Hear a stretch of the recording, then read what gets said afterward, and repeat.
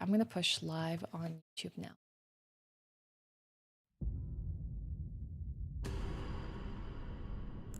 Ooh, the only thing I didn't do is I didn't do the pop-up chat, which I'm gonna do right now. Sick. Okay, YouTube. Took us forever today, but we're finally ready to play some Elden Ring. We had such a busy day in the form of a subathon here on Twitch, but it's been one hell of a subathon. But we're ready to wind down the evening in a weird way with some Elden Ring, which I can let you all know what we last did on Elden Ring in our DLC lore through. It's been a few days. I think we stopped last Friday.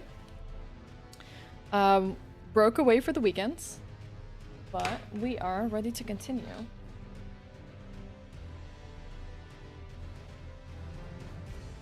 But I have lost my pen. Okay, that's okay.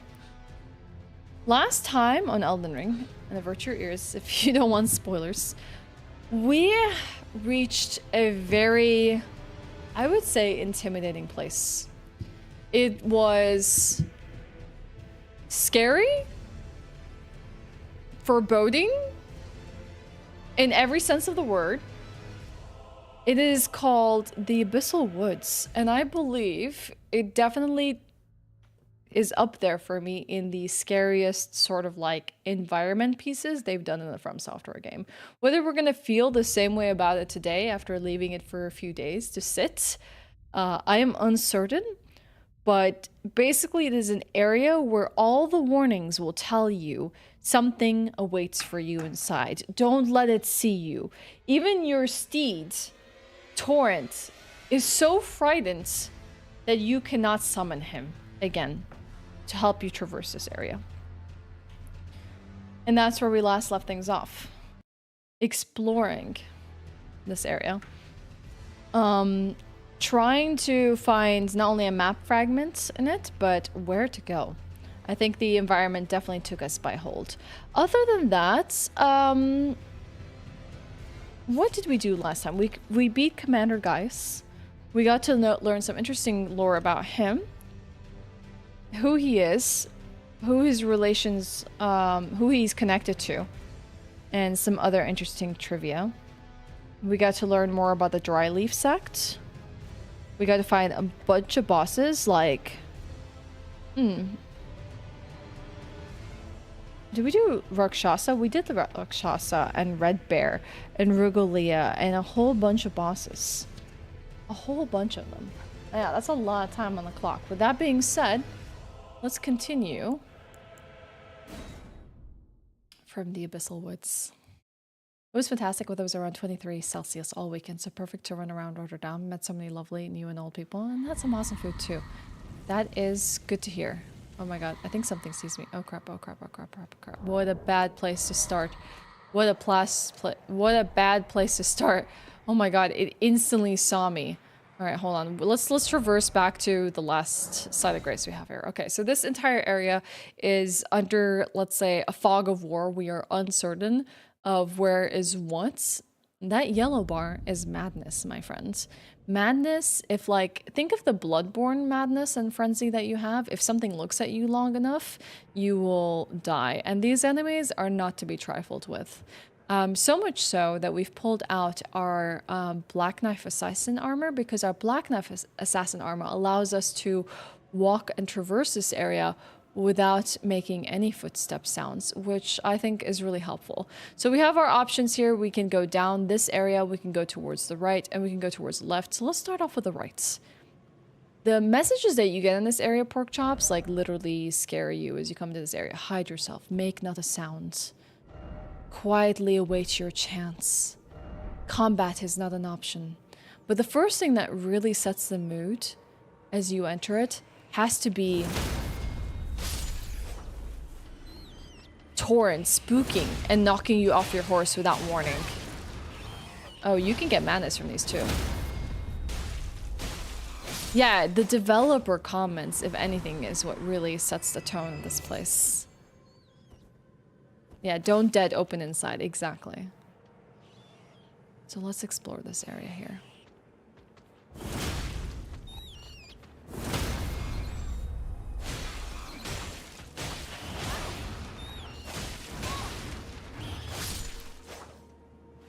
honestly hardly even killed anything the last time I was in this area because I was just afraid that these creatures that can hear you and hunt you down and kill you with madness would be able to hear you as you were fighting the other enemies.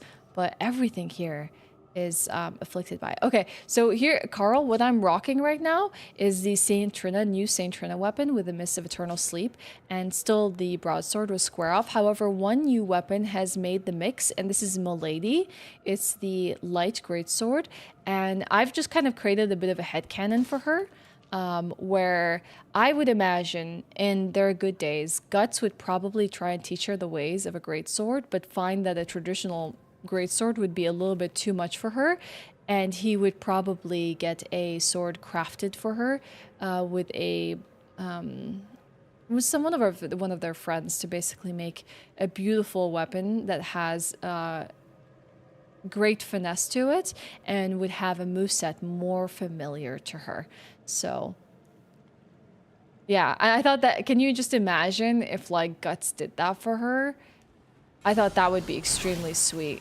So I at first was like, you know, she wouldn't wield a light greatsword, but thinking about it and how he'd probably want to train her in the arts of using a greatsword, he probably would give her an in-between like this. Okay, these are winter lanternflies. There's some items in here. We haven't been here before. This is all new for us. These are not the spooky guys. These are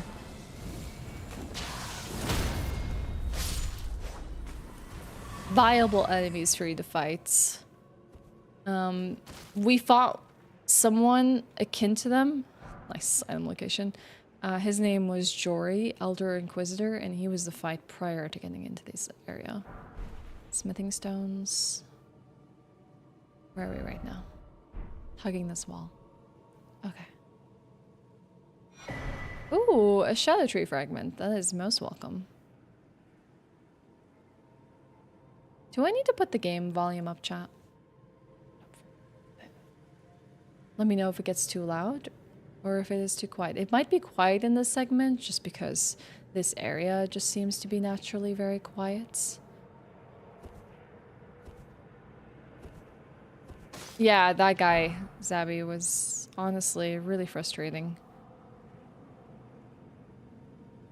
Okay, so now the right side is explored. We can work our way back to either the center or the left. Cthulhu holding a candelabra and a dagger. Yeah, definitely fits the bill of enemies that you might find in an area like this. But I think the thing with the eyes is the most creepy. They look like yellow, what was it? Yellow eyes? That they describe in like the base game.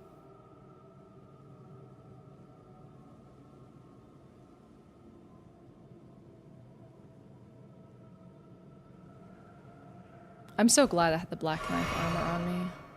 This makes me feel so much safer walking around here. That and double bosses are usually achieve fall difficulty builders in these games. Honestly, it was kind of obnoxious to have to face like so many ads in a fight that literally teleport around the boss in protection of said boss. It wasn't easy to get around it. Now the living room looks good in this lighting. I'm glad.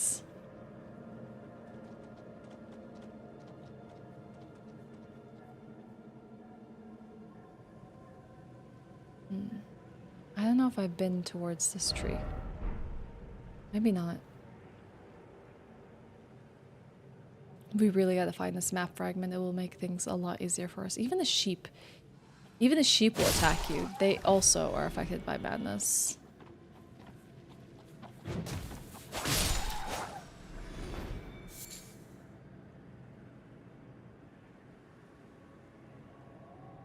Yeah, there's good boss designs. I personally find those ones to be kind of like okay, like they're not really. God, here's one of them. They're not captivating, they're just there, and they can be slightly frustrating. Yeah, I do craft. Sleeping potions are what you use for godskins, yes. The animation of these guys coming up to you because they see you is pure terror.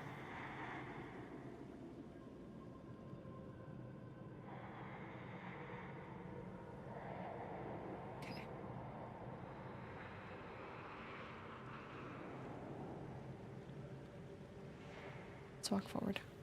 Where are we right now? Oh, the map fragment actually might be this way, so it might be worth to just... Also, I got so terrified when I accidentally bumped... Stop! You violated the law. Pay the court a fine or serve your sentence. Your stolen goods are now forfeit. Oh my god, Sonambori, what the... You scared the crap out... Oh my god. You scared the crap out of me.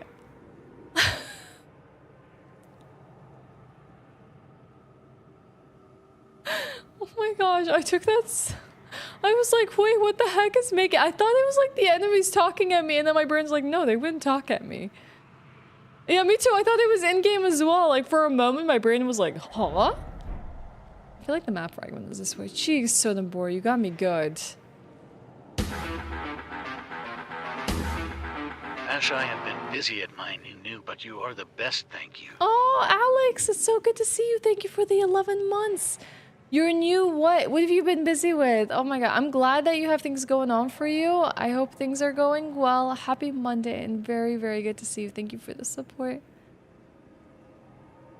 New job, oh my gosh. Congrats on the new job, first of all.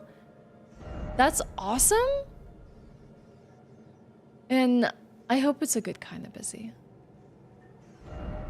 That's gonna drive me wild. Where is this map fragment? New. We love new news around here. Yeah, it's good to see you too. I wasn't aware that you got a new job, so now at least I know.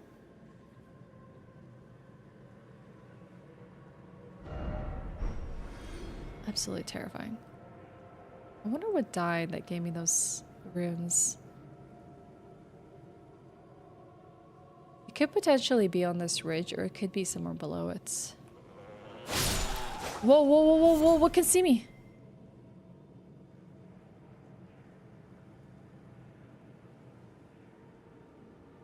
Something got a whiff of me. Did you just stagger me? Well, we do have boluses to help out with this. Are we getting closer? There might be a map fragment below us, maybe? I feel like I'm venturing deeper and deeper into the DLC. With no luck. I don't know if I've found these ruins before here. Please be a map fragment. Please be a map fragment. Oh, I see the map fragment. Oh my god. I see it. I see it. Victory. Alright. Should be an acceptable drop.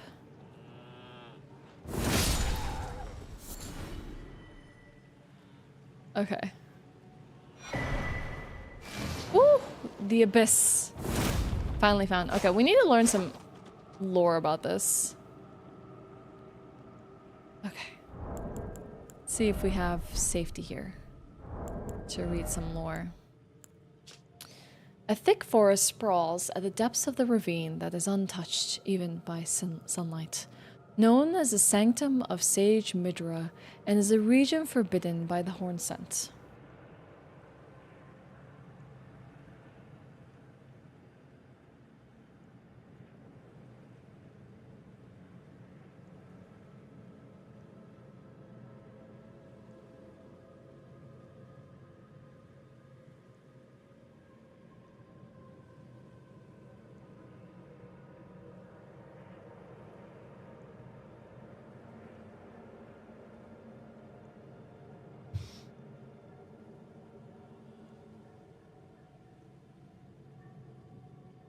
Sanctum of Sage Midra.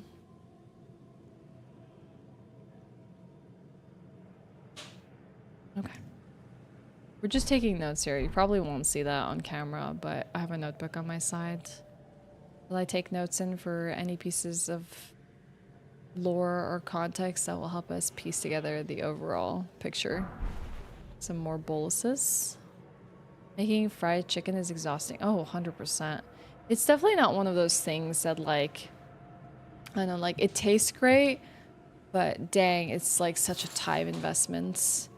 Rigo and I, like, we made that fried chicken and like biscuits that one like weekend, and as good as it was really exhausting. Okay, so maybe we can investigate these ruins. At least now we know where we are.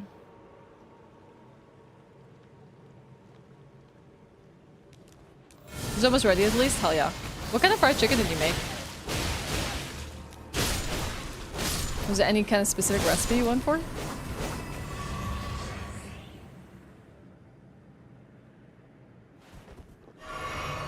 I make chicken nuggets rather often at home, like from scratch.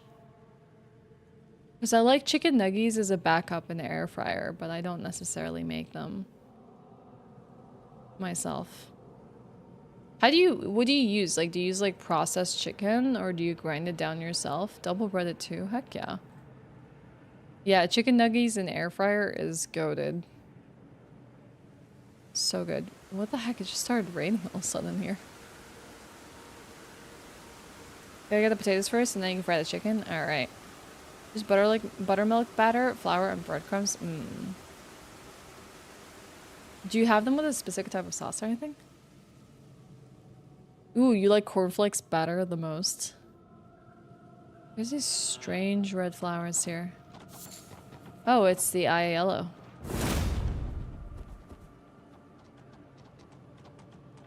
Me? Whatever I have on hand, I'll use like barbecue sauce often, or sweet chili, or sometimes I'll just use hot sauce. I season it with salt, pepper, paprika, onion powder, garlic powder. That was good combo. Oh, Southern Grace. The Abandoned Church. A Frenzy Flame perfume bottle. What else we got here? A Shadow Tree fragments.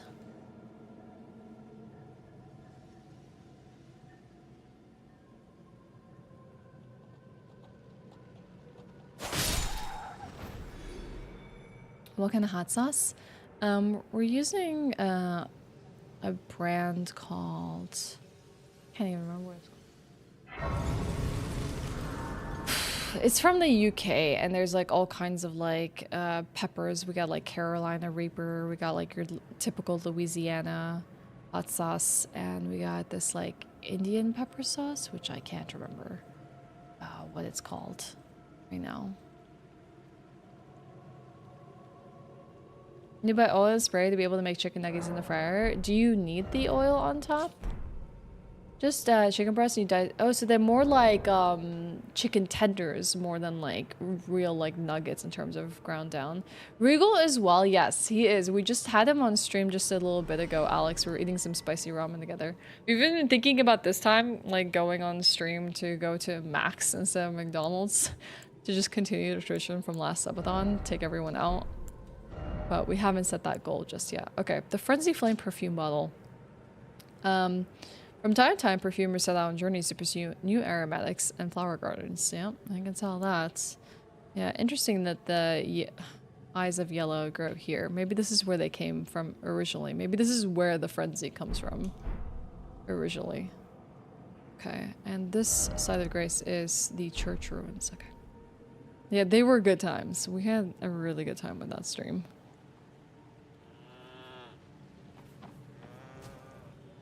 I have a bowl of seasoning ready for potatoes. Didn't end up going with fry shape because the potatoes were small. Do you have a same mix that you use for the chicken for the potatoes?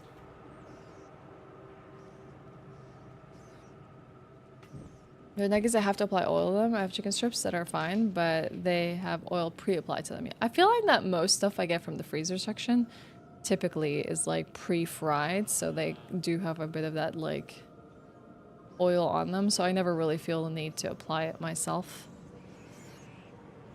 A bit heavy on the salt. I think it'll be fine. Sounds good though. Ooh, safari nuggets. Which ones are better, chat? Dino nuggies, star nuggies, or ones shaped like random animals. You can also get heart-shaped nuggies. Tenders tend to be long, but regardless, they do round up a little bit when you fry them. I also don't perfectly square them. Okay, that sounds good. Yeah, those sound a lot more doable than having to make like a pure chicken nugget with just like getting pieces of chicken to work with or grinding it down or blending it up. Dinos? I like the ones that have faces. I have potatoes that generally have faces on it, but I've never had a chicken nugget with faces on it. As a kid, I used to have those potatoes that look like smiley faces. Dinos are cute. They are cute.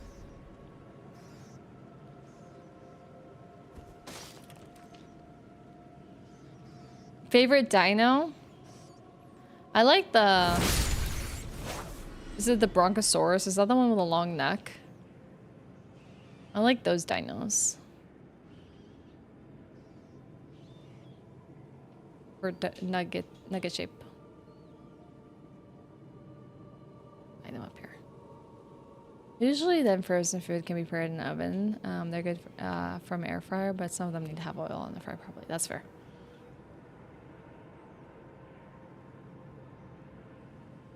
Yeah, I'd love to see Alejo. That sounds good. I want to see fish nuggets in dino shapes. Fish ones. Interesting. You gotta make yourself dino ones, Koi. Dino ones just taste better.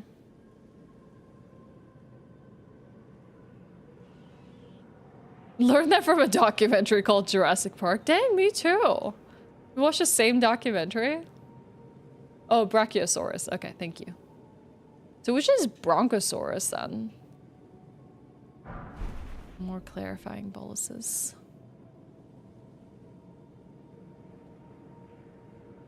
Swedish meatballs for the frozen section. Either fries, potatoes, or pasta. Do we need to do a Swedish cooking stream where we make classic Swedish meatballs? Oh my god, do we need to do a cooking stream where we do cursed Swedish recipes? It's like really cursed. You basically like fry up pieces of sausage and then you make pasta and you put ketchup on it. And then put the sausage pieces. Like extremely cursed recipes. That's like comfort food. Sounds good though. Finally, no, we're not making surströmming. How is, no, that is so cursed, Torty. I don't care how much you call that comfort food. And growing up with it makes it good. Ketchup and pasta? You can't just drop a banger meal and call it cursed. Wait, are you all eating your pasta with ketchup?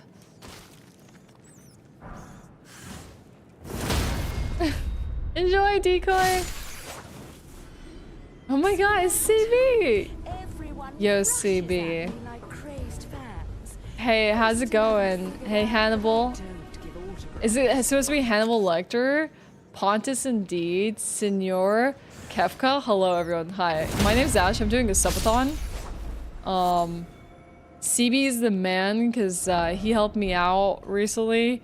Fix my server stuff to use my phone to stream to my computer while doing something like a subathon. And it worked like a dream today. I'm very, very grateful. All the best with the subathon. Thank you. Hey, if you need to take care of yourself, CB, feel absolutely free. But hi, my name's Ashe. I'm running a subathon for 7 years on Twitch. God, it's been almost a decade. I can't believe it. We've had a long day of playing things like Elder Scrolls Oblivion, which I've never played in Elder Scrolls before in my life. We ate some extremely spicy noodles with Regal. Yeah, it worked. I just did the phone setup and it went really smoothly. I have to basically purchase the SRT server for things outside the house. But I need a stronger power bank to like basically fuel the ones outside the house, yeah. But it worked like a dream. So thank you so much for that. And now we're playing some Elden Ring DLC. I am still in my first playthrough of it because I have been doing a lore through where I literally jot down all sorts of notes about item descriptions and dialogues and connecting the dots. So we're really kind of taking our time with it, but I think I'm like 3/4 of the way through. So we'll see if we get close to finishing it in the next day or two. But yeah, it's been great. Have I survived nearly 4 years here without being banned? I don't know. I really don't know. Quietly wait your chance. Okay, so we've probably already been here. I need to approach the center of this place. No, the subathon, oh my god, can you imagine a 7-year-long subathon? People would write articles about me at this point. No, I've been streaming on Twitch for 7 years and we're doing a subathon to celebrate 7 years. It's an uncapped subathon, but the days do have caps because I'm simply not made to stream 24 hours in a row without knowing if the subathon will continue while I go to sleep for the night. So we decided to do 12-hour streams, consecutive days though. So as long as there's a timer running, we'll pause it and we'll resume the next day. So that's kind of what we're up to right now. It's been awesome. I'm enjoying it. But yeah, a decade on Twitch is freaking wild. I can't believe I've put like almost a decade of my life into this chapter. But it's been good times. We're making some more memories now. CB, what were you up to? And hey, please like don't let me keep you if you need to go. You do you, okay? But thanks so much for everything. CB's a goat. If you wanna check him out, he's always streaming a variety of content. Keeps things really interesting and fresh. If we can give him a shout out. First, oh my god, your first ever playthrough? We started from Mass Effect 1? Oh my god, that takes me back. I have to ask then, have you ever played Dragon Age Origins? Oh dang, okay. Interesting. Those are some experiences. Mass Effect 1 was... I enjoyed it for some parts, but I enjoyed Mass Effect 2 a lot more, and even Mass Effect 3 in some regards more than 1. Oh my god, dude, you've missed out on some classic BioWare titles. They are good. How are you feeling about it so far? I can't remember how the combat holds up in Mass Effect 1, but it's a journey. I would recommend if you're planning on playing 2 and 3, you save the save files and you carry them forward in your playthroughs, because the decisions you make count. Yeah, well, you got Veilguard coming up October, so not completely out of the picture yet. Yeah. It will improve as you go through the games. I agree with you there, and some of it is like, but the dialogue is where BioWare really shines. The characters are exceptional. So there's some fantastic moments in the Mass Effect series that I would love to see hear your thoughts about them, but like once you've gotten there, of course. But yeah, half of the game is really just like building those relationships and nurturing them and like seeing what comes of them. Which is really, really just a grand time. Yeah, there's just a lot of good content in Mass Effect. Yeah, I played those games like years ago, and I think I even played Mass Effect like 2 several times. Because I just enjoyed it that much. But the one I've really clocked in time into is, oh my god. Oh my gosh. The one I've clocked hours into is Dragon Age Origins. Oh my god, I've never had them chase me like this before. Oh my gosh, this is horrifying. Oh, you stay the heck away, sir. Oh my god, I'm gonna freaking die. What do I do? Bye! Bye, CB! Where am I? God, that was terrifying. Jeez. Generally, they've killed me if they've walked up to me. I haven't really survived an encounter with one of them. I have two complaints about Mass Effect 2. Why ammo and the mechanics? Yeah. A lot of people will also have issues with Mako in general. Yeah. Understandable. It's not a perfect game, but I will say even with its flaws, I still love the games, you know? Like, that's the thing with loving a series is it doesn't make it perfect. Loving a series means that even through its flaws, you still find a way to enjoy it, you know? Like, its flaws are part of it, part of the experience. And it's not enough to make you dislike the franchise or the game. And Mass Effect is beyond perfect, but it feels like home, you know? Same with Dragon Age Origins.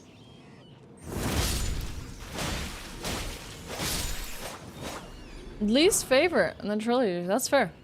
I enjoyed a lot of relationship building in Mass Effect 2. I guess maybe that's what makes it special for me.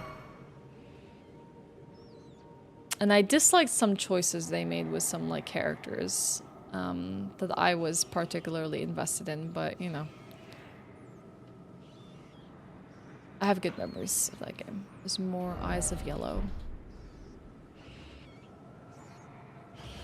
Gotta be careful.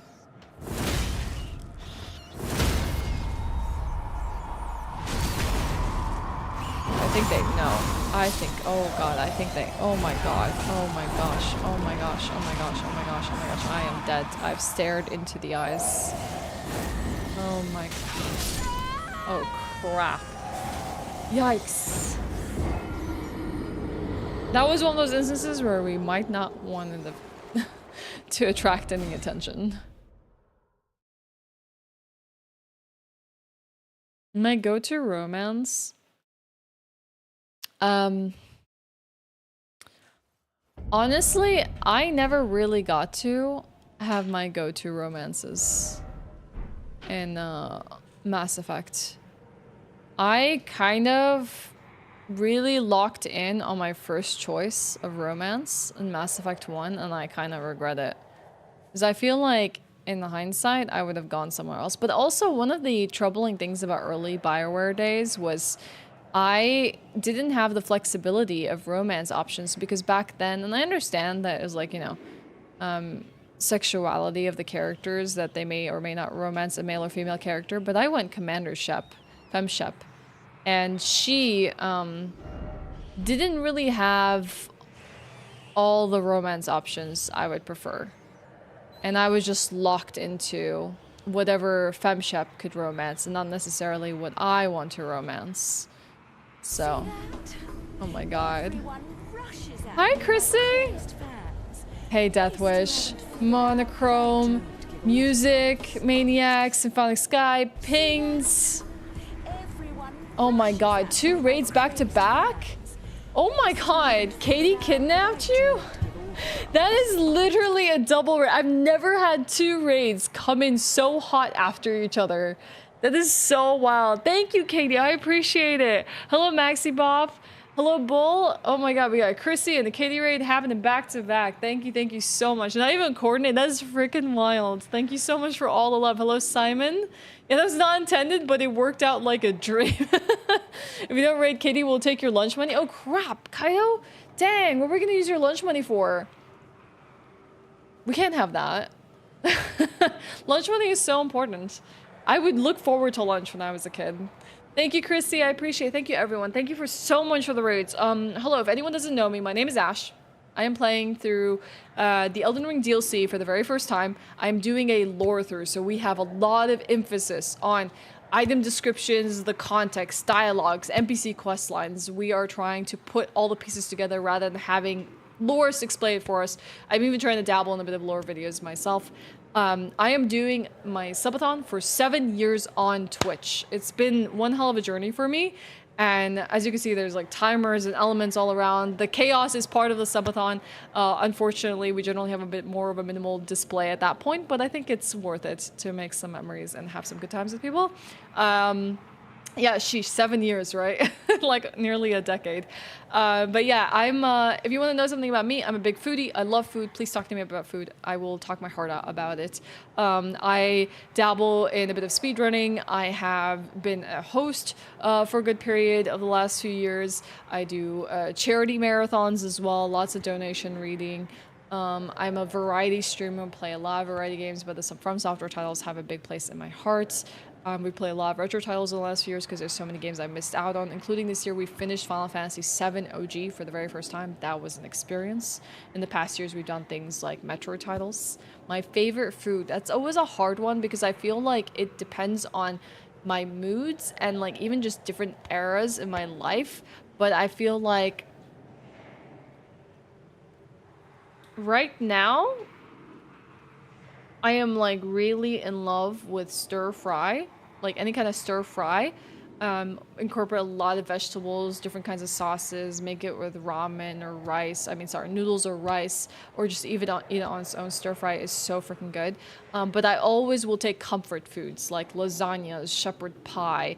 I'm a huge sucker for fries. Fries are just amazing. I will demolish fries.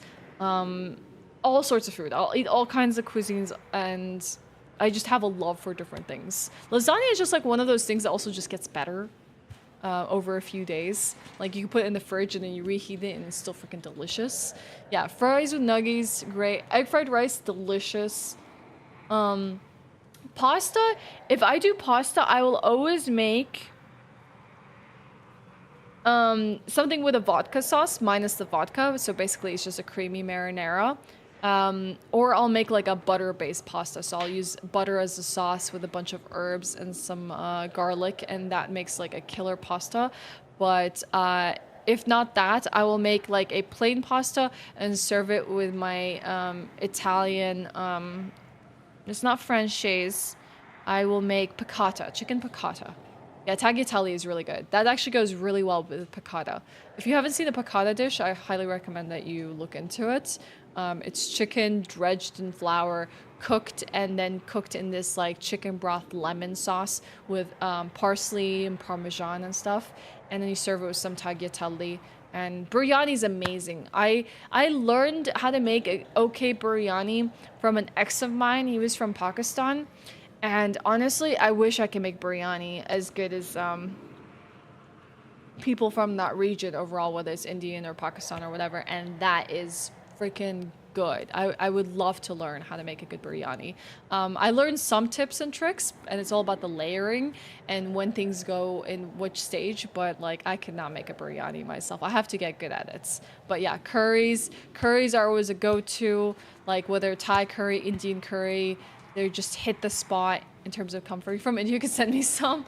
That would be great. I love a lot of food from that region. I've been like trying to find as many like authentic like curry places in the region where I can get like a really good curry, but depends on where you go. Sometimes you'll find food from like an Afghani place, or sometimes it'll be Indian. It really depends.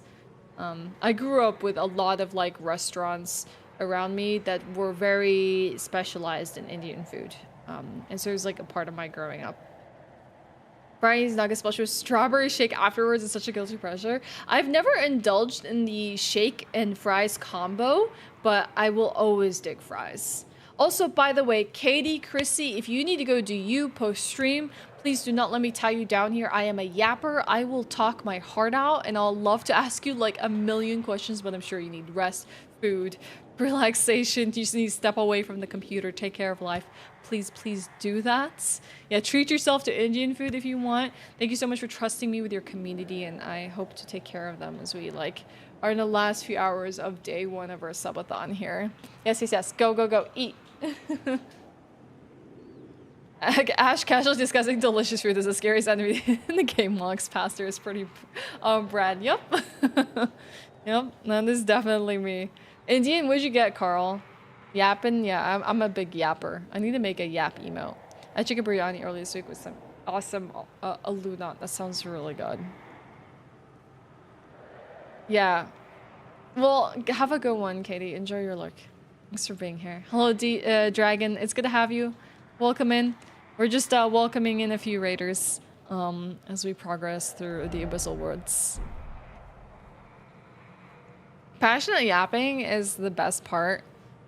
Like I said, you can get me talking about food forever, whether it's making it, the process, the techniques, sending me a food video, you know, whipping up some nostalgic memories with specific foods. I will talk about this stuff forever. God, I almost walked into the eyes of yellow there. Cheese set. It was almost a jump scare.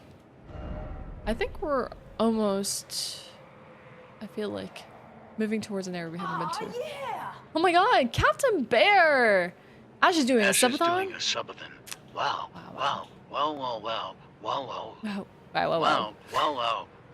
Oh, you know what I need to add?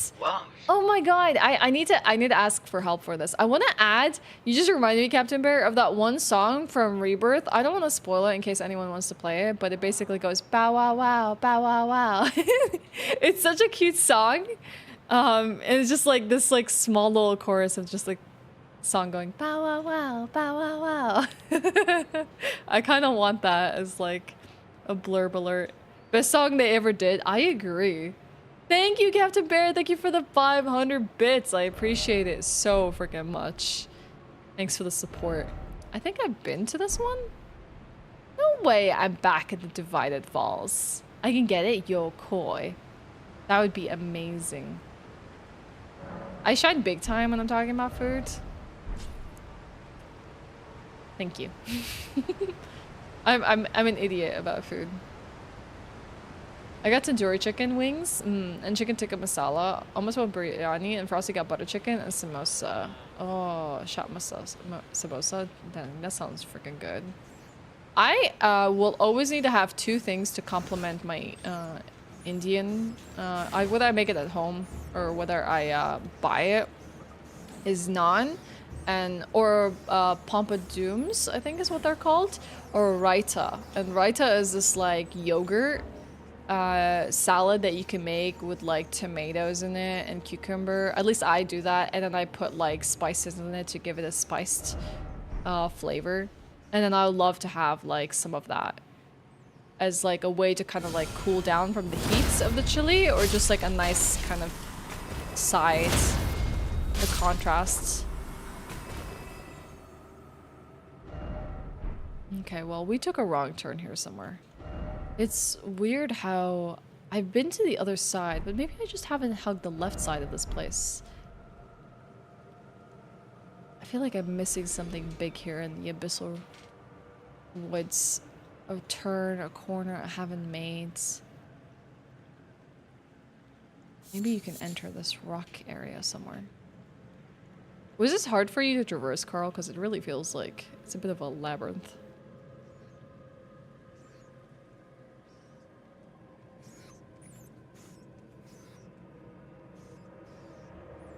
Thank you, Maxi Bob. I appreciate it.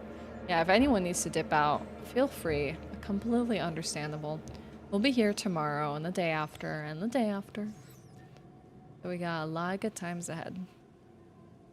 Yeah, garlic chili naan. Oh my god, when I went to Mississippi, Carl, we went to an Indian place and they had naan there, and they had a jalapeno naan, and I couldn't resist. It was like jalapeno, and they put some coriander with it, and it was dang good and spicy. Like I didn't expect jalapeno to be a naan combination, because I typically do not encounter that. It's like either garlic or plain. But jalapeno naan is quite goated, I will say. Even if there's a bit of a... I don't know if like jalapeno would even be a main pepper they would use in Indian cuisine. But even if it's a fusion cuisine at that point, it is freaking good.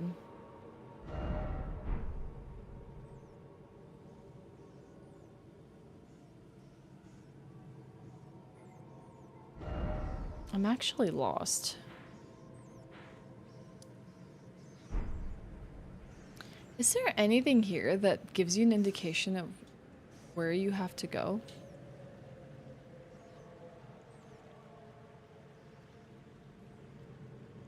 Because I would naturally feel that like going deeper is the objective, but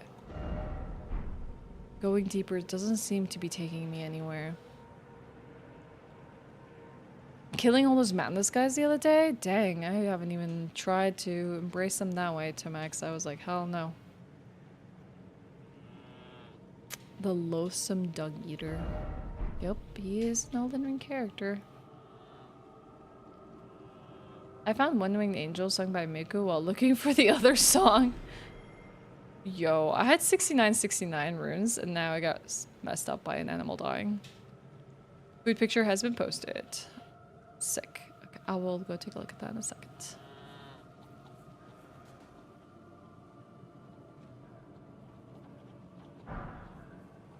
Just a casual broken ruin. A rune.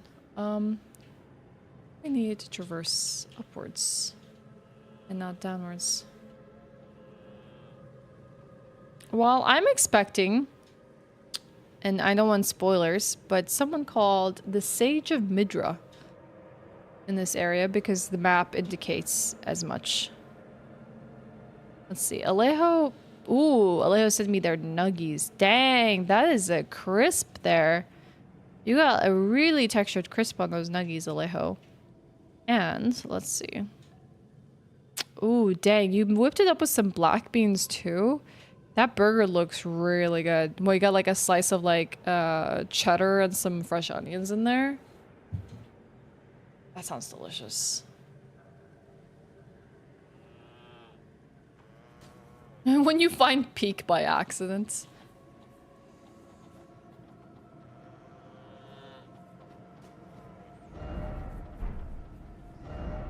I know this place is trying to distract me. There must be something here. Must be something I'm missing.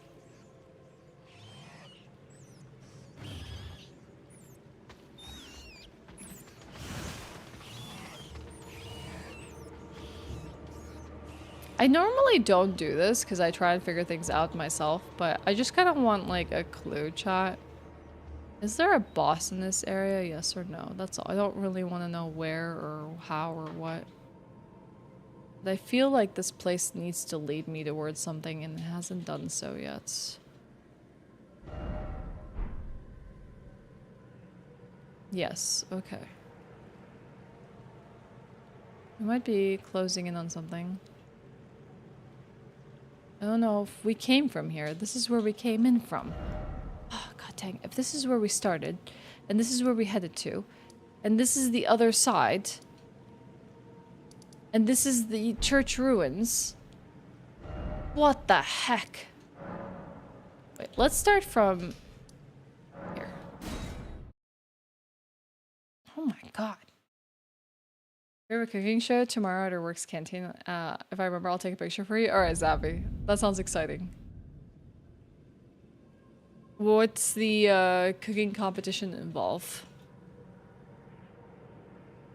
Bow wow wow, bow wow wow. Bow wow wow, bow wow wow. Oh, we just came out of thing in Breath of the Wild and Tears of the Kingdom to show your... that is... I've been begging for that.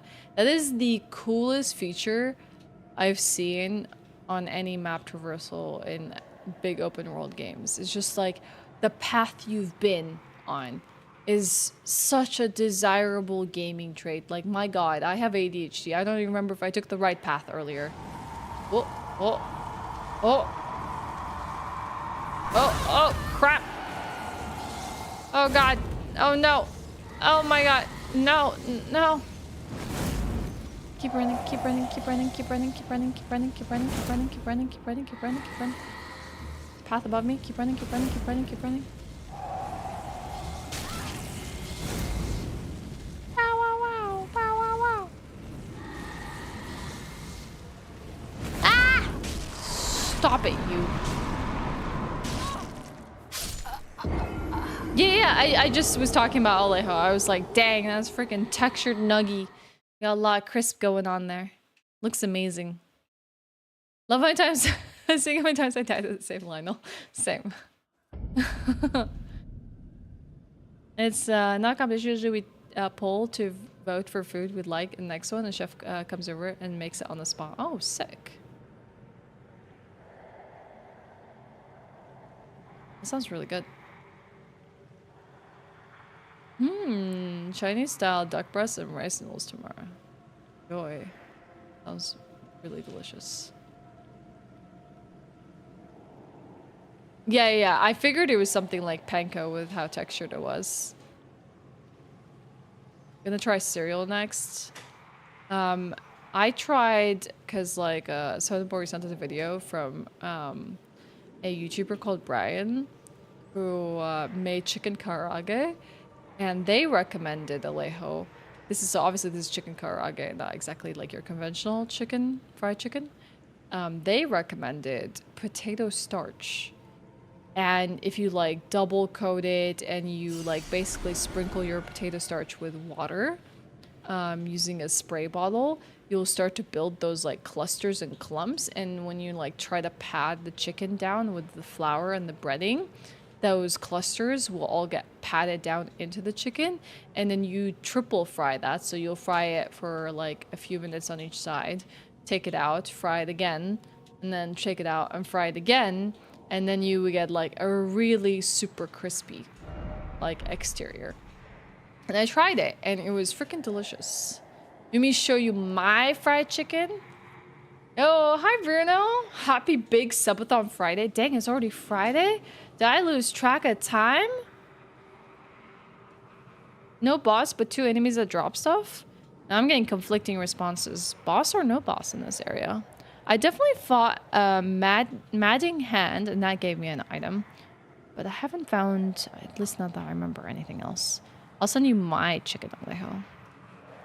Quickly take a break while these eyes are patrolling.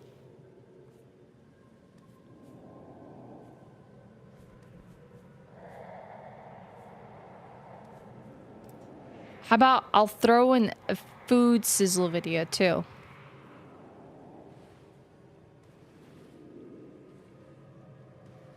There you go.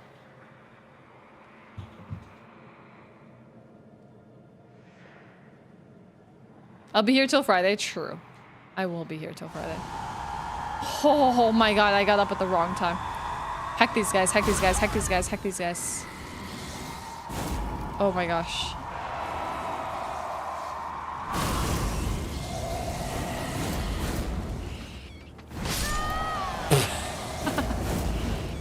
The rat to finish the deal. Every day's Friday with the right attitude. Okay, sure. You're right. You're right. I'm a disbeliever. Maybe they'll be distracted if I talk about food. You're right, I think.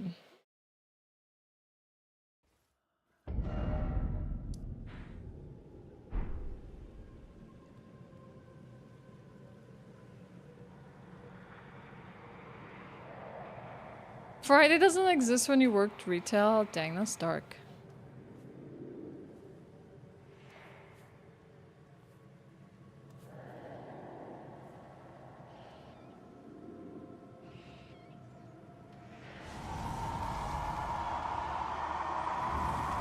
We came from the other side.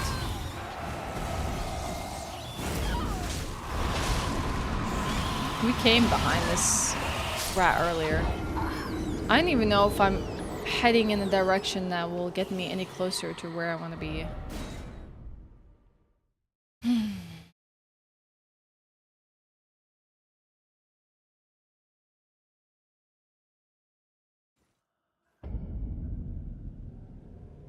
Yeah, that was Sonobori. Yep, that's what I was talking about. I said that you'd passed on that video to me.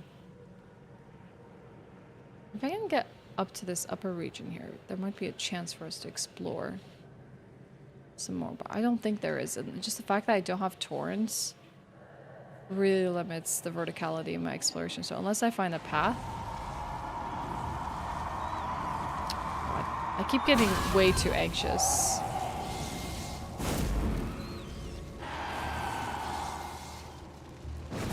Yeah, I want to progress forward, so I'm just like... running ahead.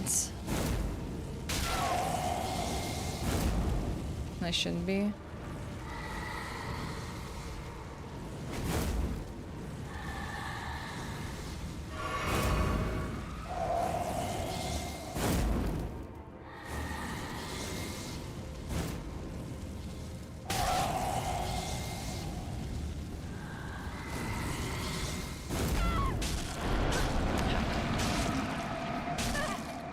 Alright, I'm gonna use the thing I never use, chat.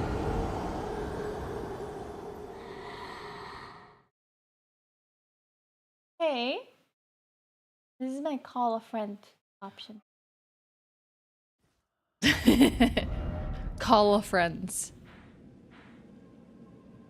Can you come? I'm waiting for this. Alright, sure. This is the longest.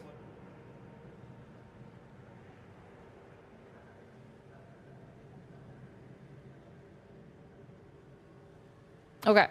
I need some hints about this area. I'm in the Abyssal Woods. We finally found the map fragments. We found Church of Ruins, the Woodland Trail, the Forsaken Graveyards, where you enter from.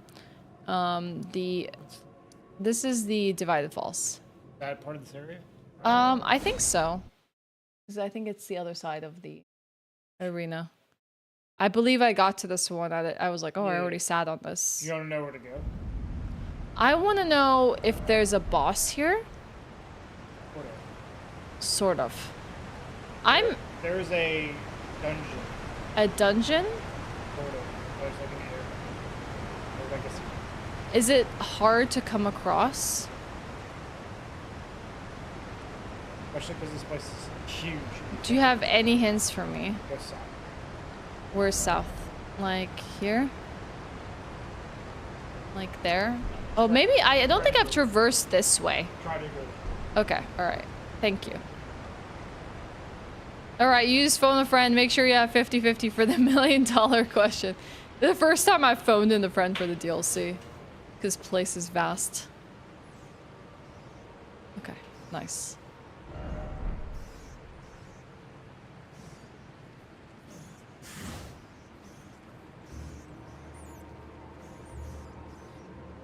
How are you holding up after the spicy ramen? You're fine? He says he's fine. What a champ. My stomach feels like slightly like queasy because I feel like nice, sick. The only 2 meals I had today were like eggs in the morning and then the spicy ramen. Do you feel like you've had enough food? I'm feeling like I need to put something in my stomach that's like a little bit more dense than what I've been eating.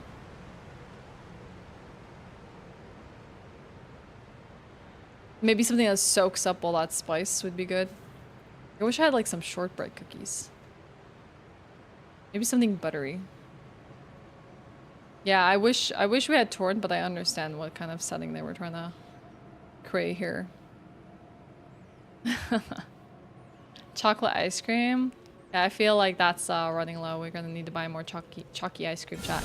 Someone posted about chalky milk the other day, and I was like, oh, I want chalky milk. Do you want chalky milk as well now, chat? So I was like, oh, chalky milk. Yeah, ask again tomorrow, exactly, on this stream.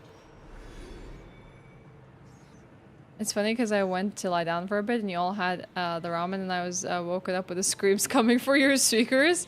Was it Regal screaming? Oh, I just like strawberry milk. I'm sorry, I'm not a strawberry milk enthusiast because I feel like I don't like the artificial flavoring of strawberry they use. I don't like like candy or chocolate strawberry. I like actual strawberries. I don't like anything that kind of like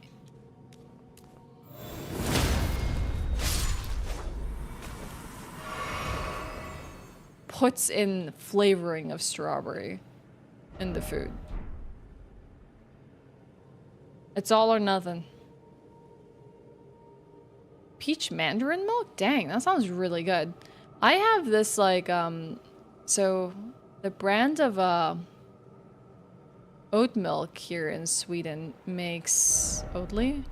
They make this like mango flavored oat milk, which is actually really freaking good. That's really, really goated. Blueberry milk. What the heck? Everyone's having milk flavors I've never heard of before. 18 plus? Yeah, he was kind of making 18 plus sounds. It's true. Yeah, if the area was slightly smaller to max, I agree. Would have definitely been easier to traverse. Okay, I see some stuff here that I haven't been to before. Okay, let's go there. In another hour? Has it not gotten dark yet? I feel like the days are getting slightly shorter, so we're finally, like, getting dark. Hi, so I haven't had chalky milk in years, but my protein shakes I make after running are fat-free, Fairlife, mixed with Pea Science chocolate truffle protein powder, and it's so good. That sounds good. I have Belgian chocolate protein powder, which is goated. It's really good. They have other flavors, but peach mandarin is your favorite. And the other that I liked was coconut mint milk. Coconut mint milk? Oh, I found it! What the heck is this? What is this? Dang! Decapitated heads all pointing this way? That's weird. That is just this line of like... Jeez. That is freaking spooky, indeed. Narwhals? That's what they are? Let's go walk around before we enter. American brownie milk? What the heck? Why do you have such special flavors of milk? Oh, it's one of those owls that make an obnoxious sound. Can you kill these? Oh, you are not making an obnoxious sound. No. Wait. Oh, cinnamon bun milk wasn't good? That's sad. Cinnamon milk and brown sugar go really well together. Nesquik strawberry powder is the best. I feel like my brother grew up on that stuff. And I wasn't the biggest fan of it. Same way I'm not a big fan of Fruit Loops. You don't make me hungry? Sorry, ISO. It just happens to be food hour here in chat.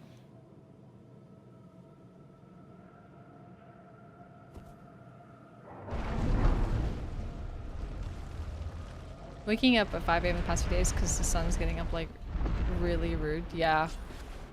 It's the same here.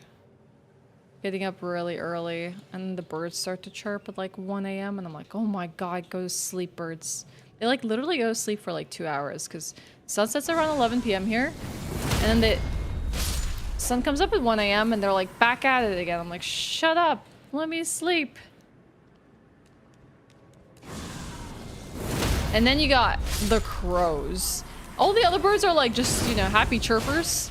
And then the crows will come by your window and they go, ah!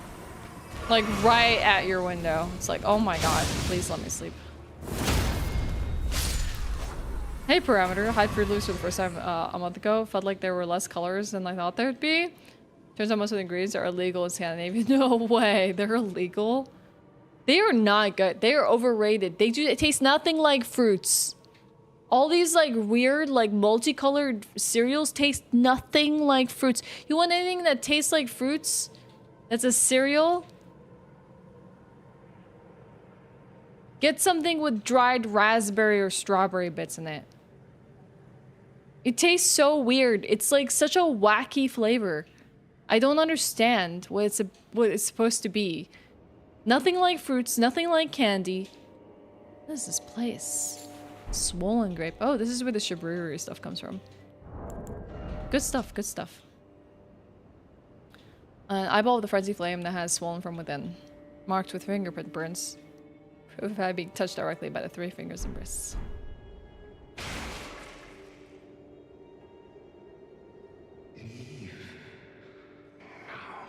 Or? Come no closer. Midras, we found our mansion. No closer, I say. The man's worse. Dude, I saw your tweet, Carl, about Bloodborne. God, having to argue with people about that stuff on the internet must be incredibly frustrating. I don't know how you did it. I welcome you, oh uninvited guest. But I must warn, as you venture in, heed the words of our great master Midra. Approach not the madness, lest ye succumb. I mean, that much we know. Yeah, I find there's like a good bunch of apples in the communities, so sick. And those are the ones that like we love and appreciate. And then there's just a few that just like get under your skin just a little bit. Carter out there catching strays from people about Bloodborne lore.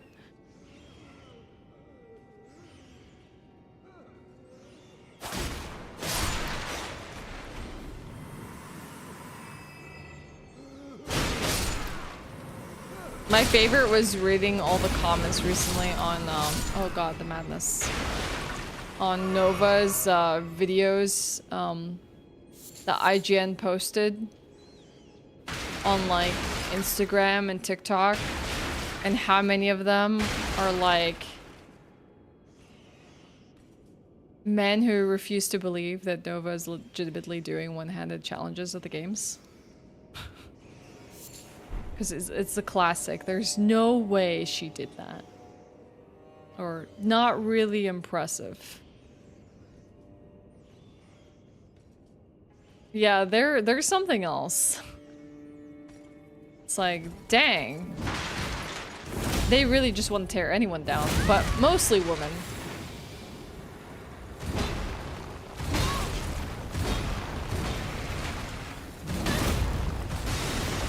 Woo! Beautiful horns. That was intense. Yeah, they're extremely fragile egos. I got those horn scent marks. These are the warriors, the horn scent warriors.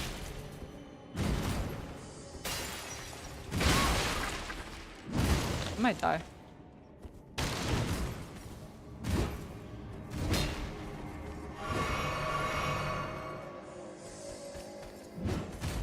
Orphan of Cost is easy.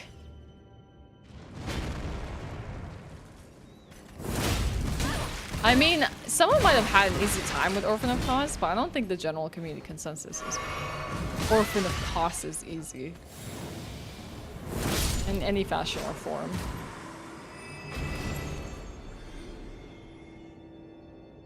Okay. This library is an absolute ruin and everything is scorched. I wonder if intentional. Yeah, people do. I personally don't like the elitists that come with the territory.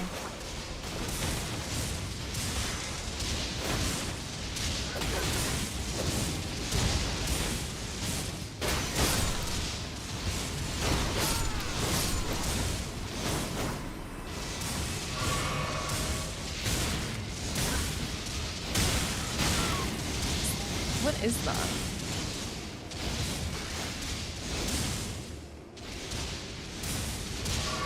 And see, there is always someone that wants to tear people down. Oh yeah, I agree with you.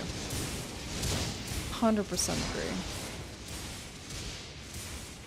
I think it's honestly like kind of terrible that a culture like that developed associated with the internet. That it's like, cause it's the internet, we can say whatever we want.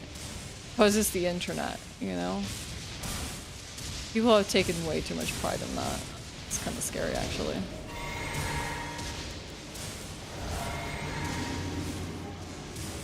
That's a mad fire.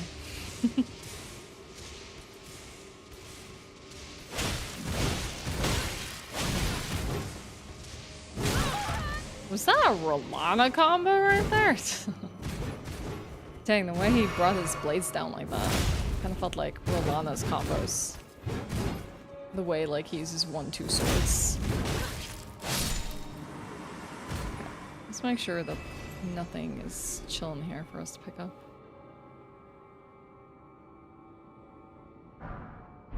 Ooh, we got the Horn Warrior armor. I like the atmosphere of this one. It makes you feel like it's really like a musty old library. Probably has this smell of like scorched books and wood and like probably a bit of dust.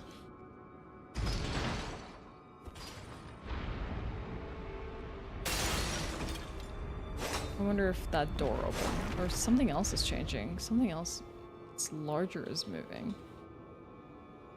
Bookshelf. Reveals a ladder. You know the one downside of fried chicken? No? What's the one downside of fried chicken, Shane? mahogany and many leather-bound books. Trying to eat only one? Oh yeah. Oh yeah, they're definitely addictive. I beg you, stop. Haven't I taken enough? Are we not brethren common in our line?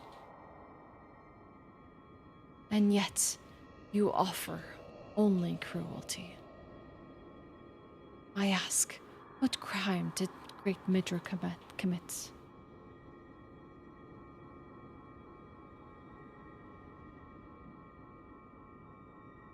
You like the chicken? Totally fair. Modern day Duke's Archives. I would say at least Duke's Archives is a better pristine condition than this, aside from all the crystal enemies and the crystal receipt. I would say, even in Bloodborne, I feel like we had better libraries in better shape. Heck you. Oh my gosh. Kind of annoying to approach this guy.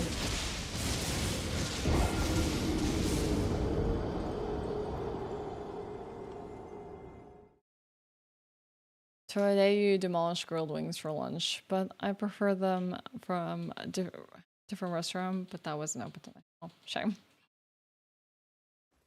Yeah, the way that they cast, like, madness, fire, is heckin' intense. We're just gonna run past. I'm gonna give him a chance to respond. Just pressure him by mowing him down.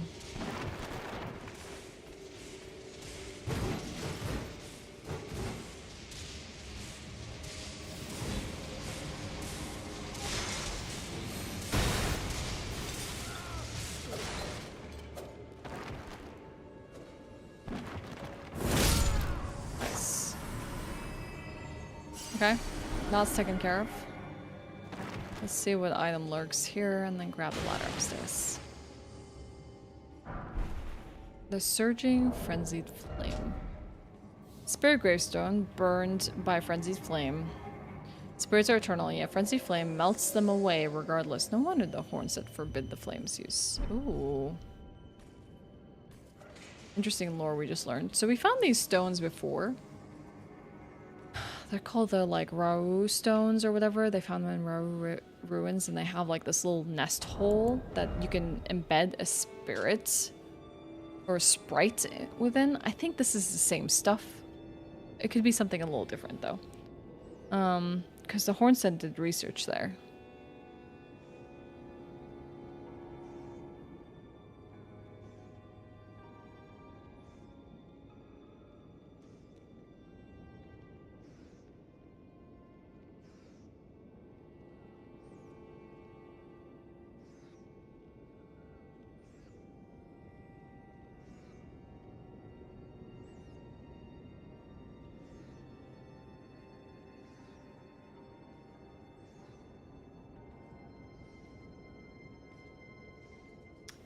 So here's the thing, parameter. I don't know yet, in connection to the main game, if any creature with horns is what we refer to as Hornset, and maybe they were just called omens.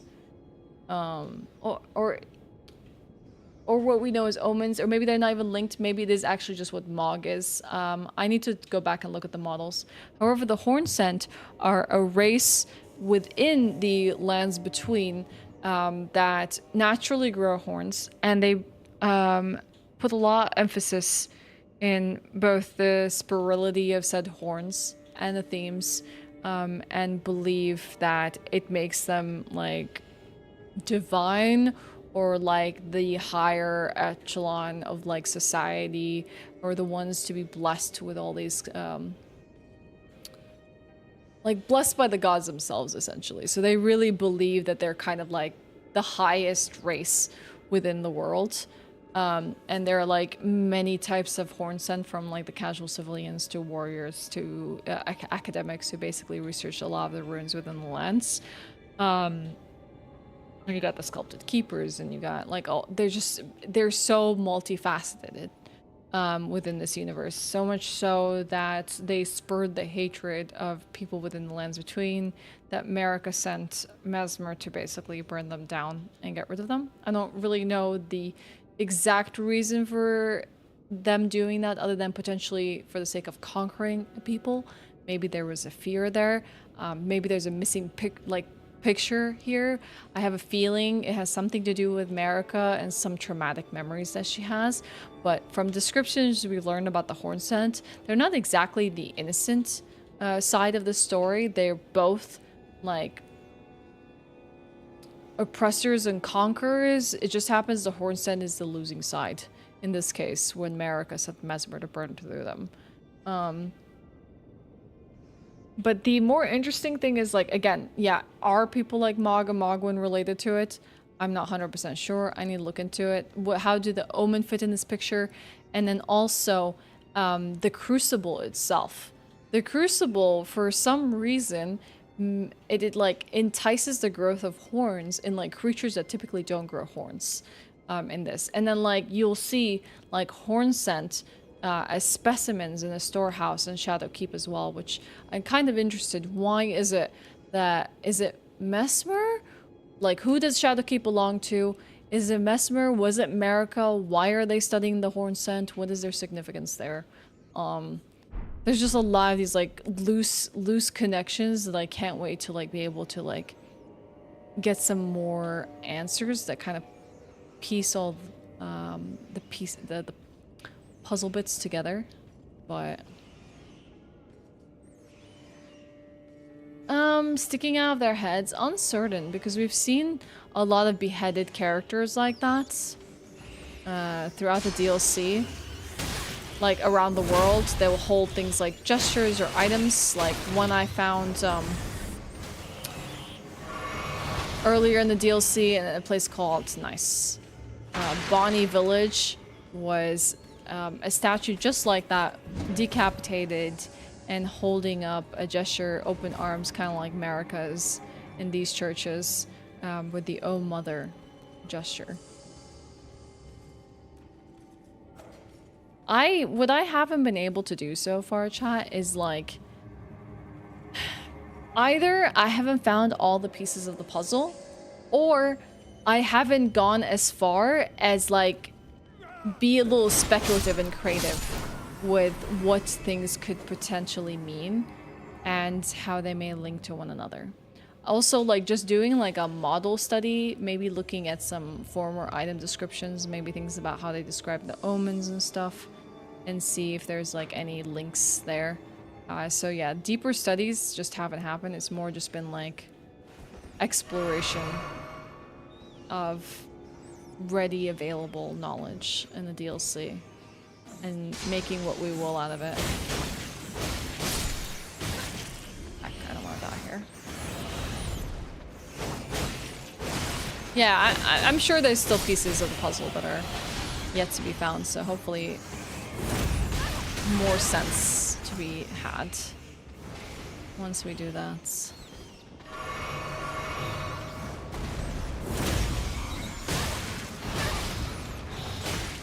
rats. If I don't die from HP loss, I'm probably gonna die of frenzy. I'm just gonna give me some time here by running around.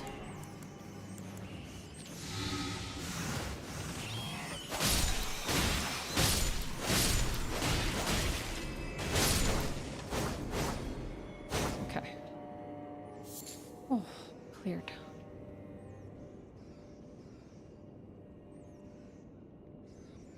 Also, I feel like I've missed a piece of the puzzle, sadly, because during the Mesmer fight, you can summon the Horn Scent NPC that we come to meet, who was a follower of Miquella, and you can have him come and fight to get revenge on Mesmer for what he did to his people.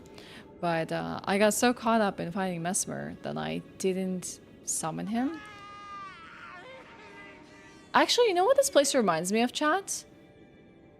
It reminds me, oh my god, who's that one really annoying boss in Bloodborne that teleports away and you have to chase him down one of these same like kind of libraries?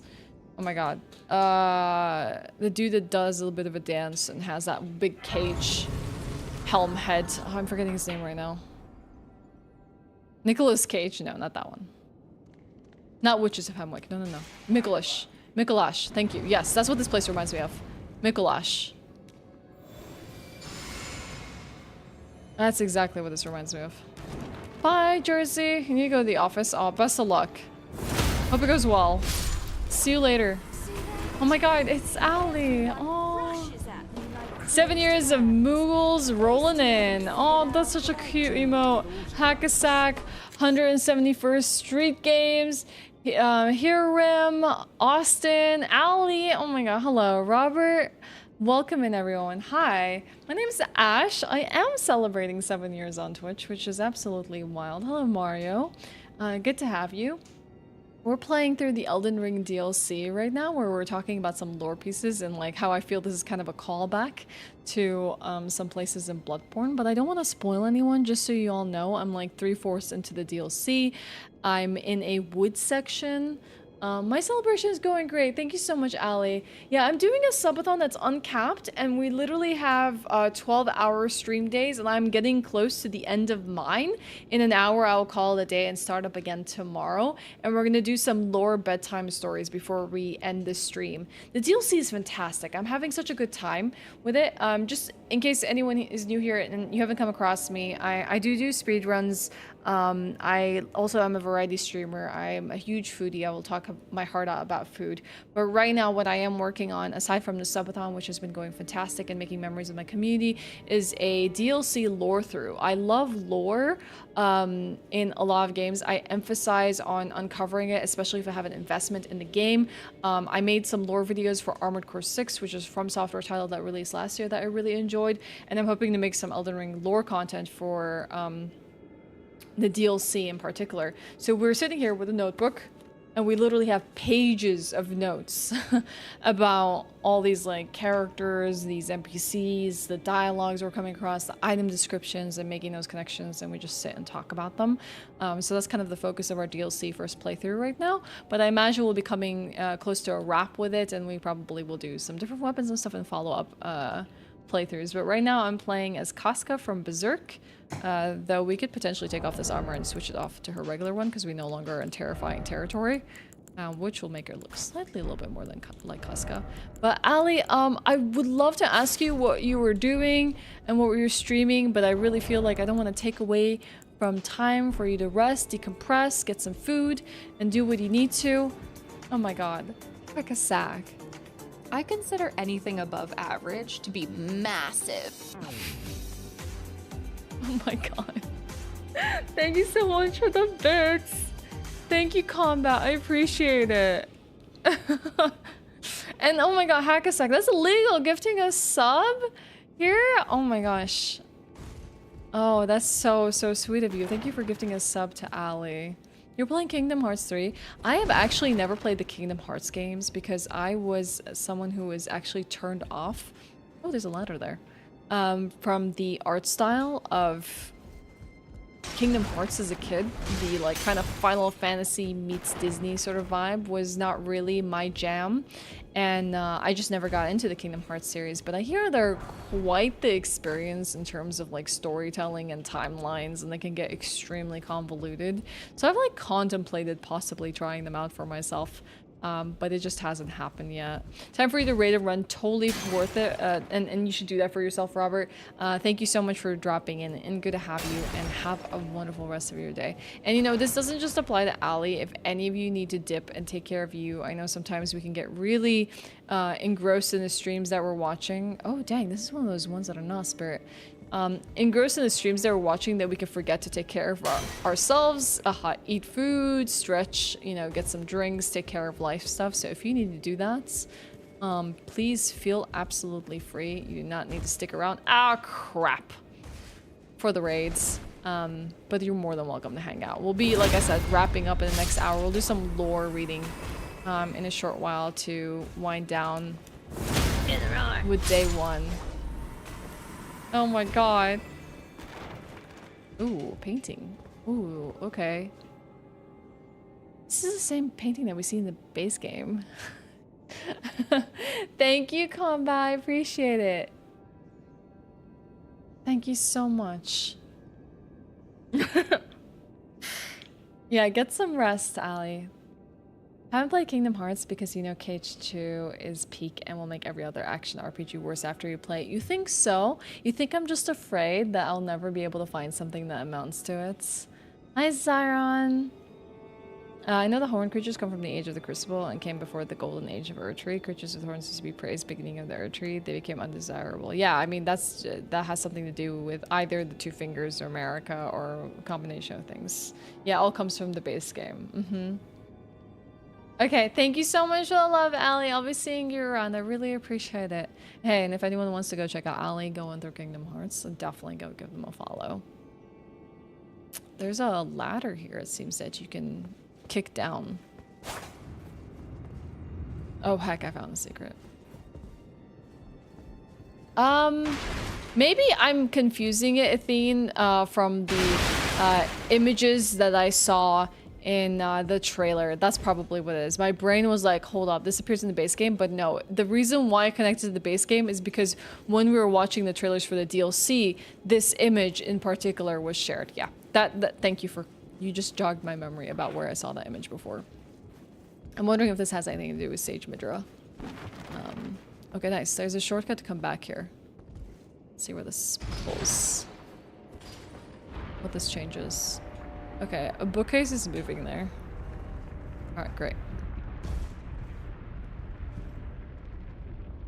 Thanks, Athene.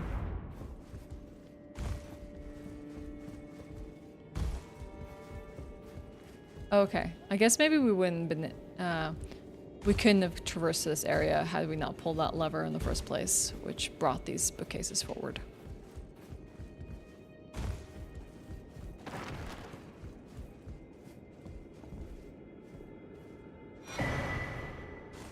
Nanaya's torch. Alright, let's see who this is. A torch made by attaching a dying flame of frenzy to a small spinal column. Now that's definitely what people do. Attach things to small spinal columns. In distant land in an age-long past was born a man who failed to become the Lord of Frenzied Flame. All that remains of him is cradled gently by Nanaya.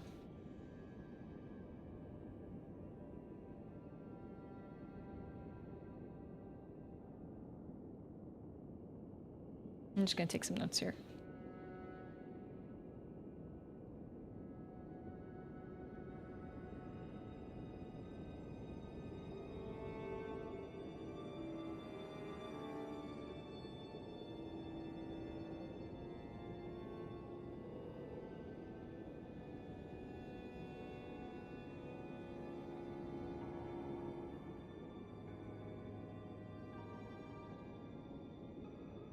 Is it Nanaya? It could be Nanaya, Nanaya, maybe.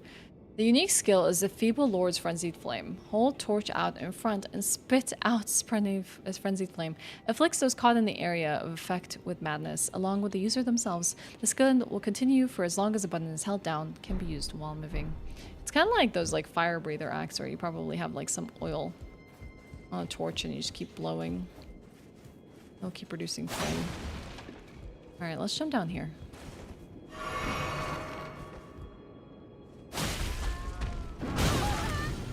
Now these are the enemies that one elder Jory summons. Okay, we're gonna swap weapons here. They use the same candelabras.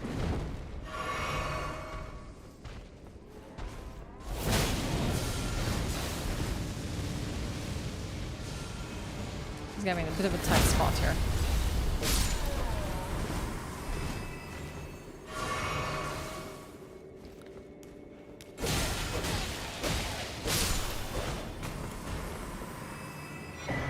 Revered Spirit Ashe. Interesting. I didn't expect to be coming across a Revered Spirit Ashe here. I guess I can jump down to this one. Hi, Tom's Banana Cakes. What's up? By banana cakes, do we mean banana bread?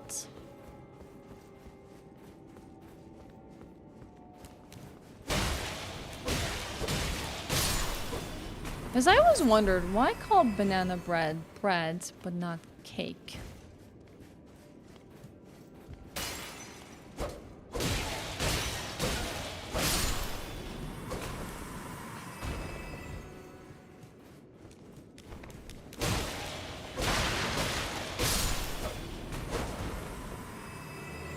Okay, let's go back up, get that item there.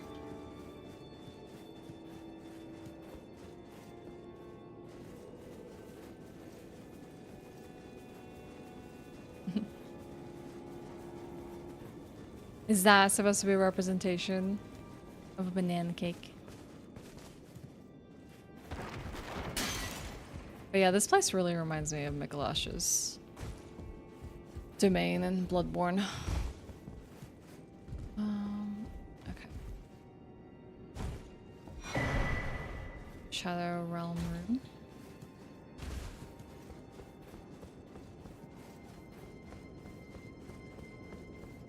Seems like as long as there's a portrait or a painting, it probably conceals something behind it.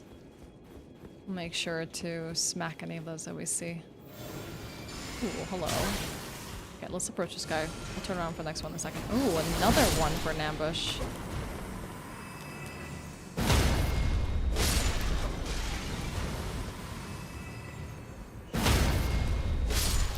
Easy.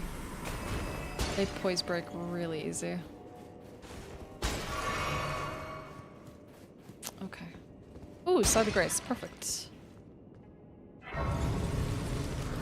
And there's an item here.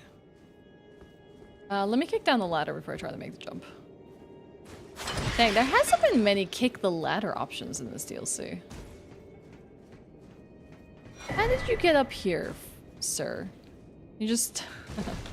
That'd be sick if you could just grab the ladder midair.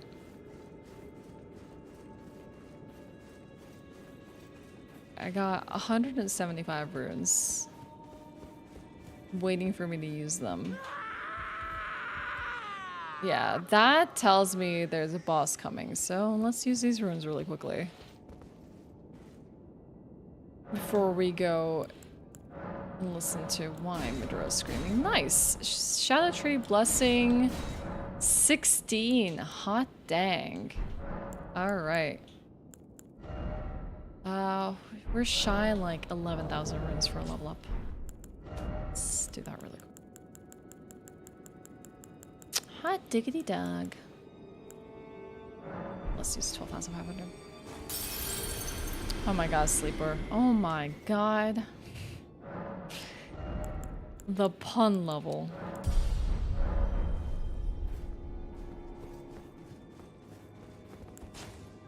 Yeah, any screamers in chat? Any internal screamings or external? Age of the Tree gave birth to America's Golden Order. In that order, there was certain view on how they wanted things, and anything that didn't fit was removed. Yes, 100%. You're absolutely right about that. Let's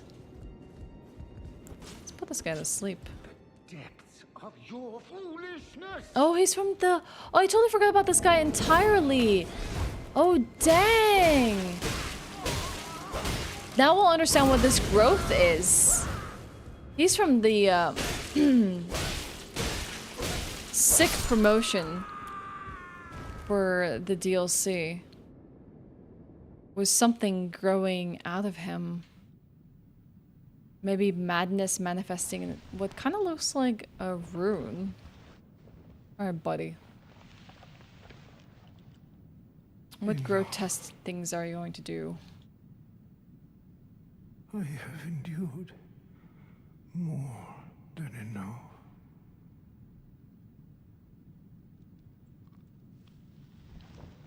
Oh my god. Yeah, anyone squeamish, look away. I ask you forgive me, dearest Nanaya.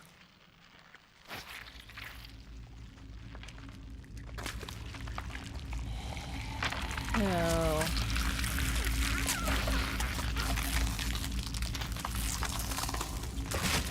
So this is the man who failed to become a frenzied lord.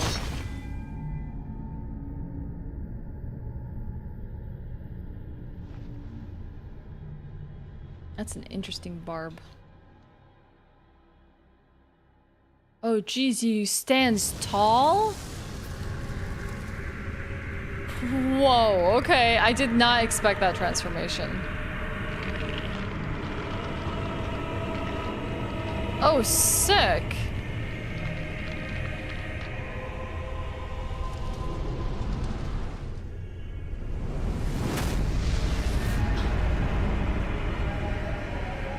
Well, the lore piece says failed.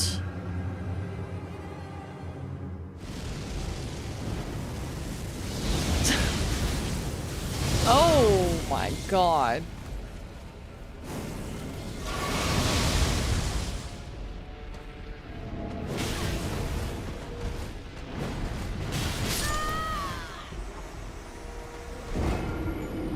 He's very much the Lord of Frenzied Flame.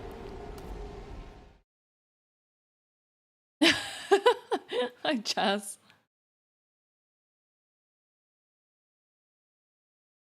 Well, the lore said a man who failed to become a frenzied lord in a distant land and long past was gently cradled by Nanaya. And he literally is talking about Nanaya, so I don't know. Felt like there might have been something there. Let's see.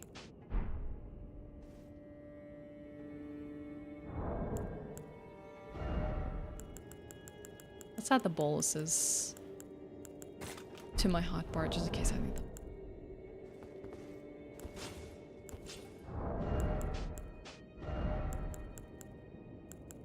I don't even know if this thing would be even susceptible to sleep. Preparing for work now. Stop by to say hello. Have a fantastic day, Joss. I hope it goes well. Do I have to beat this thing again? The depths of your... I mean, he can be obnoxious even if he's not gonna do much damage.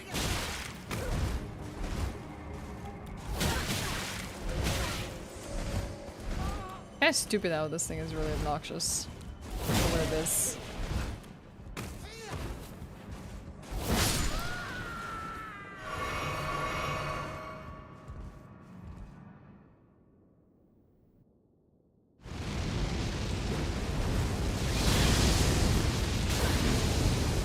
One thing that, even if I can, like,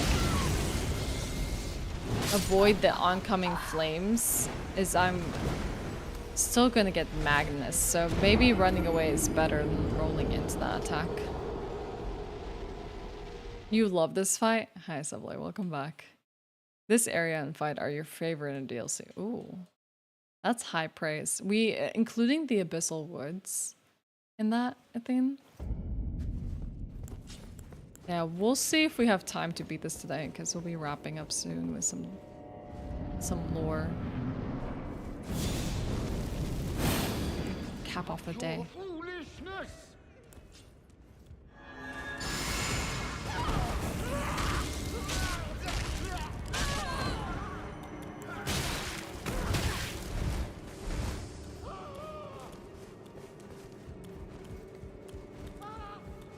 Just keep running forward forever.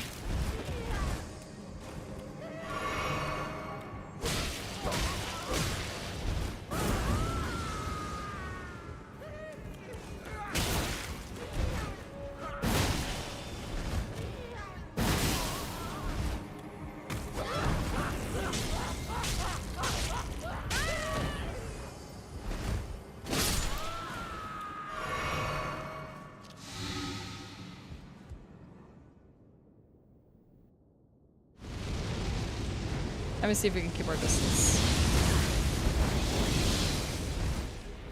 How fast that flame builds up is wild.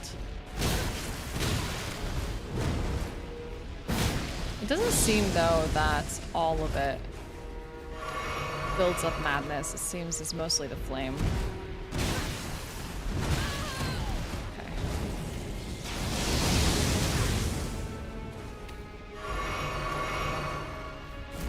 That's a really cool spiral attack. The way he moves is really cool.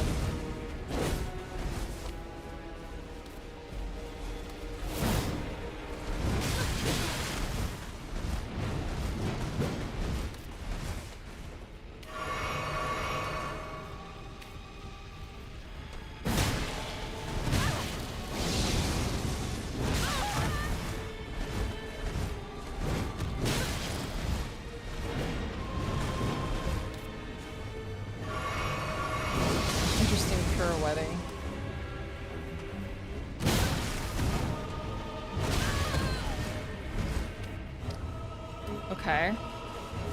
Clearly not finding any openings here. There are openings, but I'm not able to get them. There we go.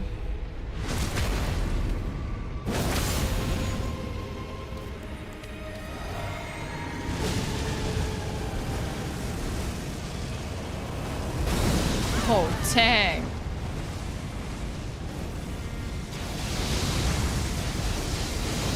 That's sick.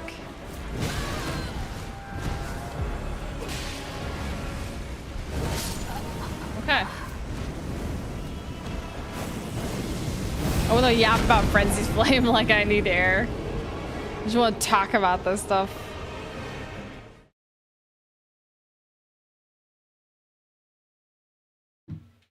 Yeah, I don't know how many mind points I have. Probably like 16 or something like that. Stats-wise. Oh, 33. I popped in, I guess, a decent amount for just getting more FP. I thought it was gonna be much less than that.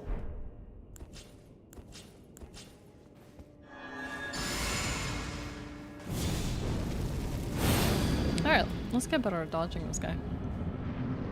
Let's not be as aggressive. The depths of your foolishness!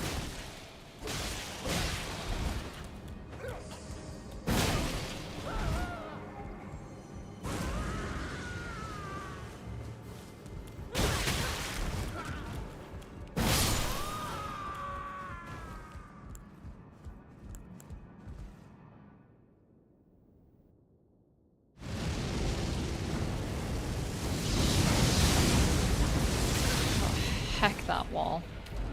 I really traversed that terribly. Sick. He built up so much madness on me there. I think probably approaching him without letting some of that madness ebb away or curing it with a bolus is probably a mistake. Yeah, honestly at this point I've like really been...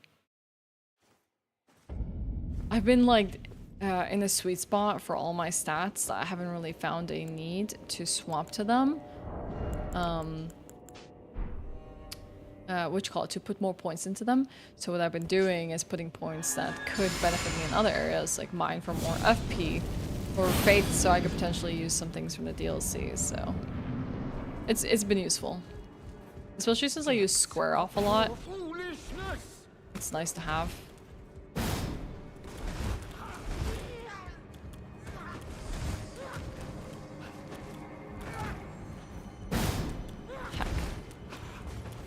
He's so tiny in this phase that it's actually really easy to miss him. He staggers out things really quickly as well.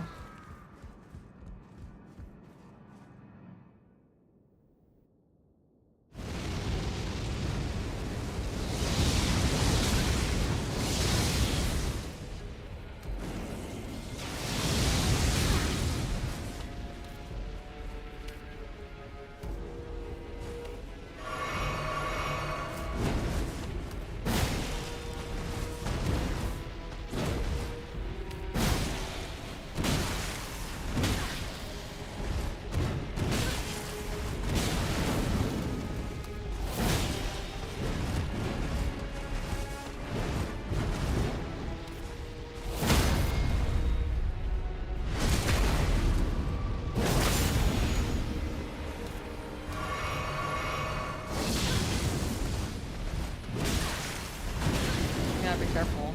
Build up. Madness. Jeez, okay. So his weapon does splay out like that again. Even though it looks curled up now, it does expand. Are we gonna get your version of Wiggle? Is it because I have to do the May outfit for a cooking stream? Is that what you're talking about now? I don't know. That's a Nova thing. Do I need to have my version?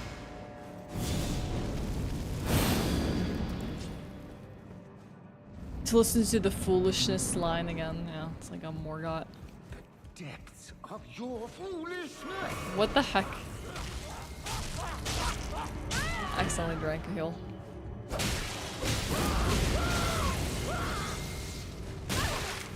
Yeah, you can kill me.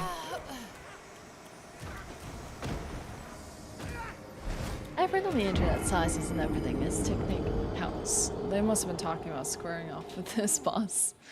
Oh, let me fix the lighting on my camera because it's a little dark. That should be a little better. Let's have another like 3 attempts. If you really want to wiggle, no. We'll wiggle. Oh, there's some bosses that need to be updated on that list. Yeah,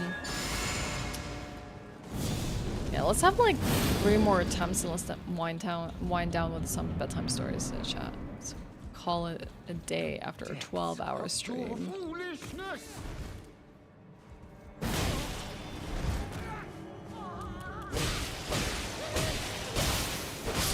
I like that the frost can break him out of his madness.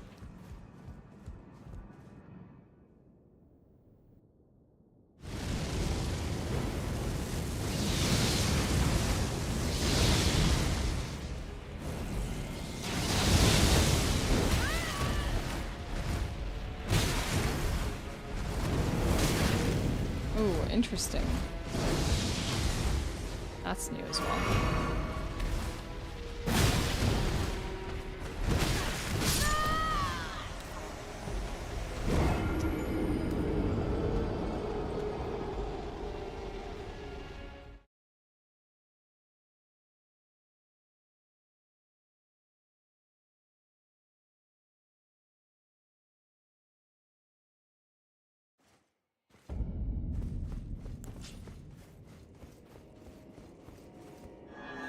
We're gonna make sure that during the subathon, I don't just do Elden Ring late in the day, just because my reactions are like so much worse.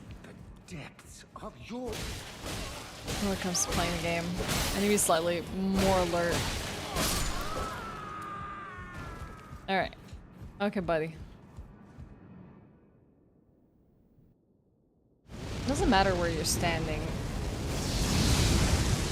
when this part of the fight begins, because it just spawns you into a specific location.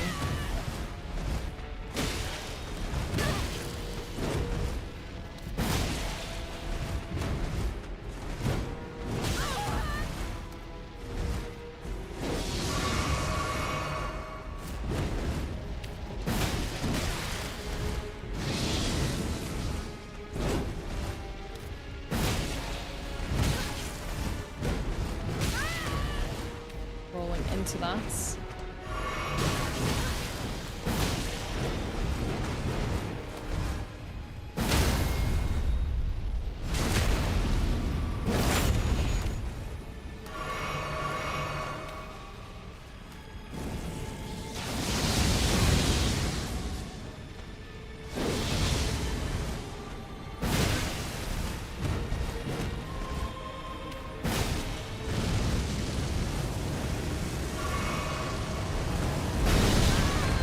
Kind of reminds me of a boss I can't put my finger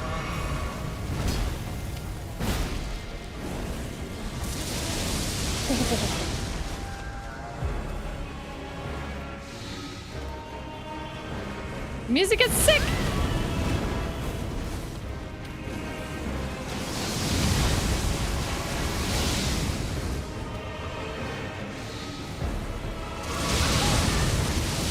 That's a huge buildup of Frenzy Flame.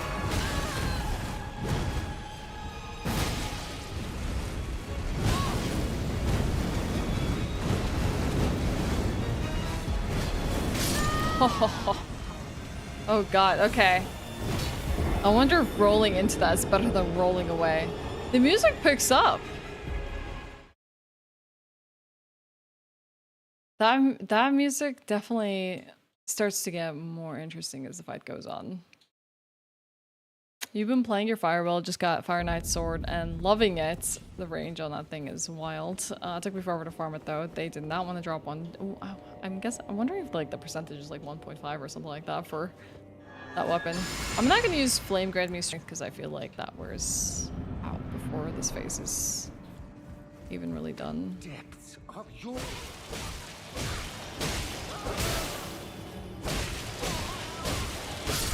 Wail till he's dead.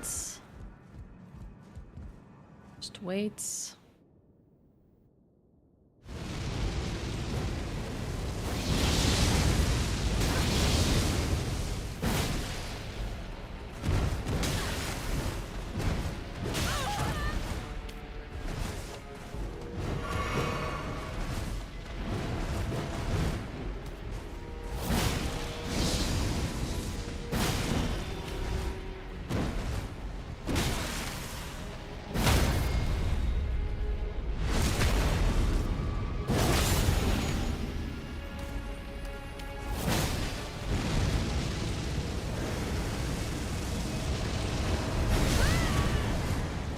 I feel like the way he moves there is a lot like Melania. The way he does like, kind of like how she does Aeonia Boom.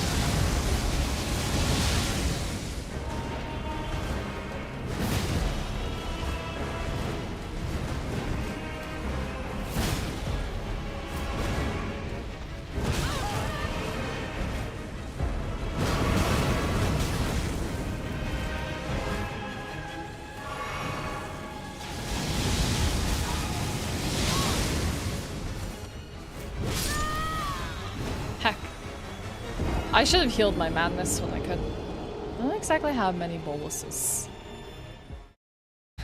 Okay, there's punish windows. There are punish windows. That's good.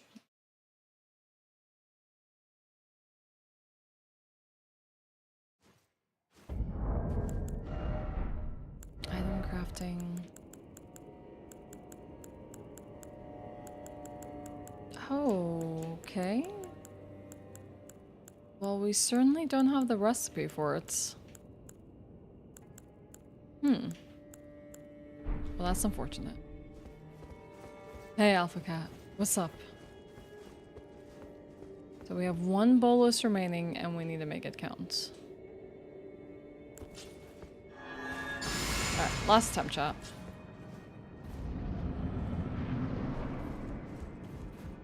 The depths of your... He's like on some sort of prayer mat here. Like a ritual mat.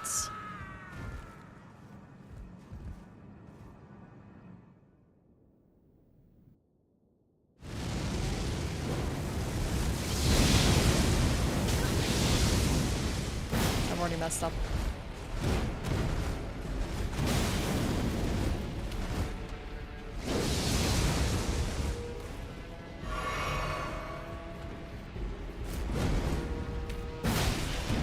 Let this madness ebb away. That could work. As long as he's not there to capitalize, we might be able to survive. Never mind.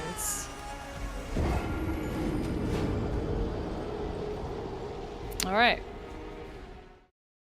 Midra, Lord of Frenzied Frame, you win for the day. Because I need to start wrapping up for the day. And I promise bedtime stories, so we'll call it here.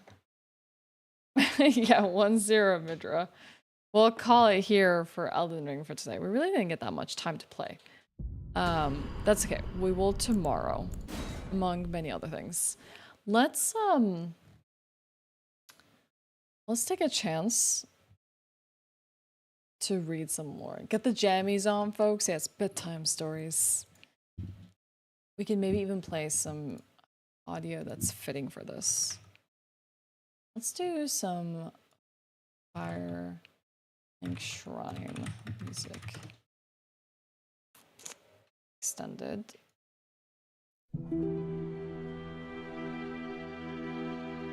Turn the volume down for this one. Let's see.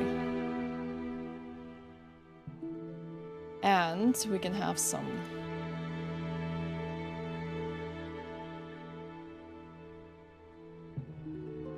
Is that loud enough, chat? What do you think?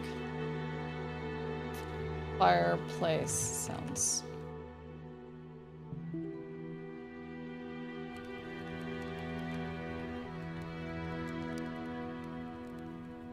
How's that?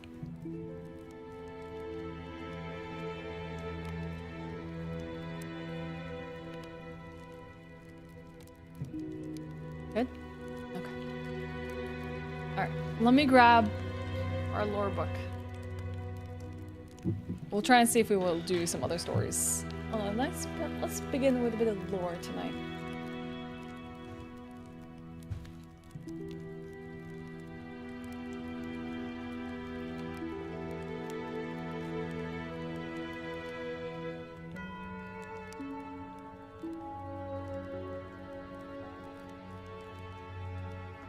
Hello. Okay, let's swap to just chatting for now, so we're not in the Elden Ring category.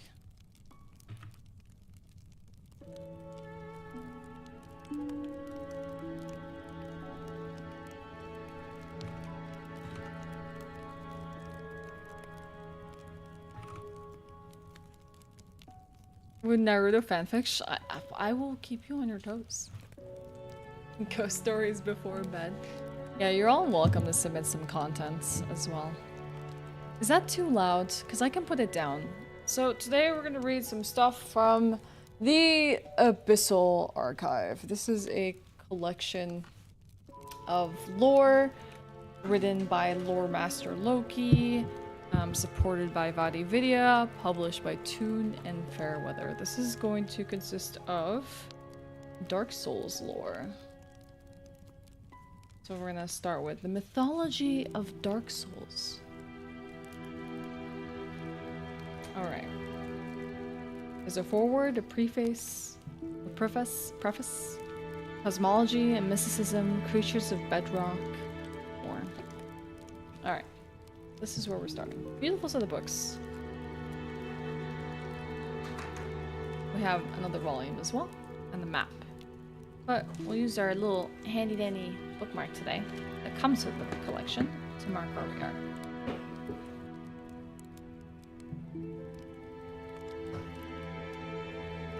Okay, are y'all comfy?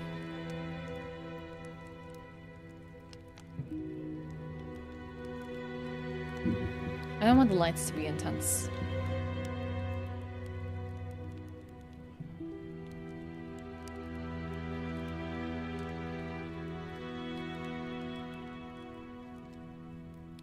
Should we turn down the lights even further? Nerd time story. Alright, let's see if we're gonna start off with the forward or if we're gonna dive into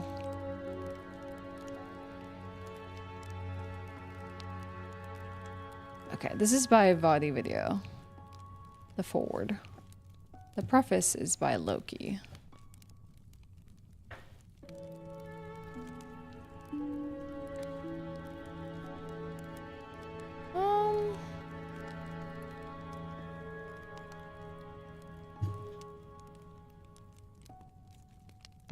Actually, we'll dive into the meat of it. Okay. Alright, this is a starting page. I'll try and talk in a soft voice, but if you feel like you can't hear me, definitely let me know. Alright? I'll wind down with like 20 minutes of stories before we call it a day. Hopefully, I won't stumble over my words. So this is again about Dark Souls. Written by Loki. Alright. The section title is called What Once Was. In the beginning, there was a uniform gray, a universe comprised of rock crags, rock trees, and rock dragons. The world wasn't unformed as the English narration for the opening cinematic purports. Rather, the world wasn't yet distinguished. Everything was composed of a soul mineral element. There was flora and fauna, but it didn't live or die. It simply existed. It would continue to exist in perpetuity if left unimpeded. This can be difficult to grasp, since the notion of being without the state of life or death is completely foreign to us. But it was a fundamental truth of this universe. We were also told that this world was covered in fog, which seems to contradict the idea of mineral sameness.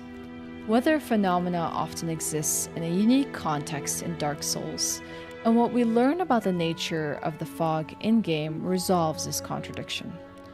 The Ring of Fog clarifies that its power actually lessens one's presence, their sense of existence, thereby making detection more difficult.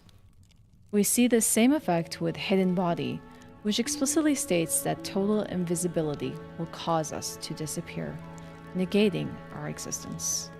In short, fog embodies the power of non-existence, and manipulating it affects a state of physical being. We see this dominion over space reflected in the way fog is visually expressed in game mechanics. Wall of fog initially divide areas of Lord Aran, obscuring what lies ahead until we pass through them or defeat the area's boss.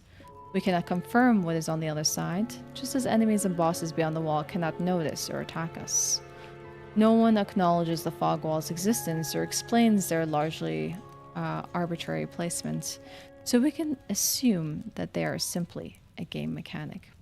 But even so, their gameplay function mirrors the concept behind the fog. What cannot be seen effectively doesn't exist. And it isn't until we disperse the veil that both sides come to be. Similarly, the summon sign for the Path of the Dragon Covenant features a dragon eye, bordered by fog, implying that the haze plays a key role in bridging the spaces dividing so-called other worlds for members of the Covenant. Is this cozy? I'll just continue. I'm just checking in, making sure everything is okay. Hey Septune, thank you for the 7 years. I appreciate it. Thank you for the wishes. I'm reading some lore from the Dark Souls Abyssal Archive books. So fog erases the barriers of existence and everything it confines. It has no dominion over the abstract, conceptual, or imaginary, all things that derive from a conscious mind. In essence, abstraction falls under the category of non-existence and would theoretically persist independent of whether the physical also does, at least before the introduction of the soul. Fog blurring the lines between fiction, reality, and even causality carries over from demon souls. This is likely why the ancient dragons were able to exist as beings and not mere objects all through the Age of the Ancients. Their minds, their sense of self, weren't palpably real, and so couldn't be erased. Of course, the fact that fog has power and can be manipulated demonstrates a primordial origin for magic. Magic is rooted in the realities of the Dark Souls universe, deriving from the elements that make up the cosmos and in impressing their power upon the environment. The methods utilized may vary, but all reflect the basic laws of nature. A will can manipulate these laws, thus we have various schools of magic expression, but magic itself has existed ever since rock and fog. It is all the powers governing reality itself. And what of rock, the primal element, the original existence? Its power is likely seen in many dragon weapons, which displays a mysterious power that otherwise goes unclassified. We also get rocks in Elden Ring with gravel stones. Typically, this manifests as waves of raw might, colorless and unassuming. Humans who have transformed into dragons can unleash a similar power as an attack. The strength of this power varies across weapons, generally scaling down with those deriving from more recent dragon species. And if the power is weaker in these distant descendants, then it is likely derived from the progenitor species. The world's primal state was rock, so it was the only element with which dragons predating disparity could have been imbued with. Those dragons are characterized as tangible, solid, strong, resilient, and eternal. We can thereby infer that these qualities are the same for rock as a whole. The state of the world was originally one uniform element, drawing upon the image of unmoving, enduring stone. Rock anchors existence into reality and maintains space regardless of time. Because of this, fog couldn't simply consume the world out of being, forcing it instead to coexist with the stone universe by filling the gaps in between. The power of existence was, in other words, a literal bedrock to the cosmos that made reality possible. It was a stagnant reality. It had neither beginning nor end, as it would simply exist and continue to do so, and all that existed was rock, while fog filled up a vacuum for what didn't exist. However, this dichotomy shouldn't be mistaken for disparity, which specifically refers to variations in existence. But the important difference between the stasis and non-existence is that there was a bedrock, and it allowed all that came after to occur. So this is the roots of the world, but as we know in Dark Souls, then flame came. The Age of Ancients existed in perpetuity. That word is not emerging from my mouth today. I'm so sorry. Perpetuity. Okay, never mind. We're just gonna stumble over that one today. Until it was interrupted by fire. The cinematic portrays this interruption as occurring in a cavern deep within the earth, below the roots of a great tree. We never get to visit this cave, though the kiln of the first flame is built upon the base of a tree that fits the description. And as such, we must simply accept the reality of this incredible event at this unassuming location, just as we accept the beginning state of the universe itself. Fire undeniably did occur, and the implications of its existence are far-reaching. The name First Flame denotes it is as the beginning of fire. It is at once the first fire in existence, a fire which begets more fire, and all things resulting from fire, and a fire which irreversibly changes the universe. Change is the operative word, for we are told that fire also brought about disparity.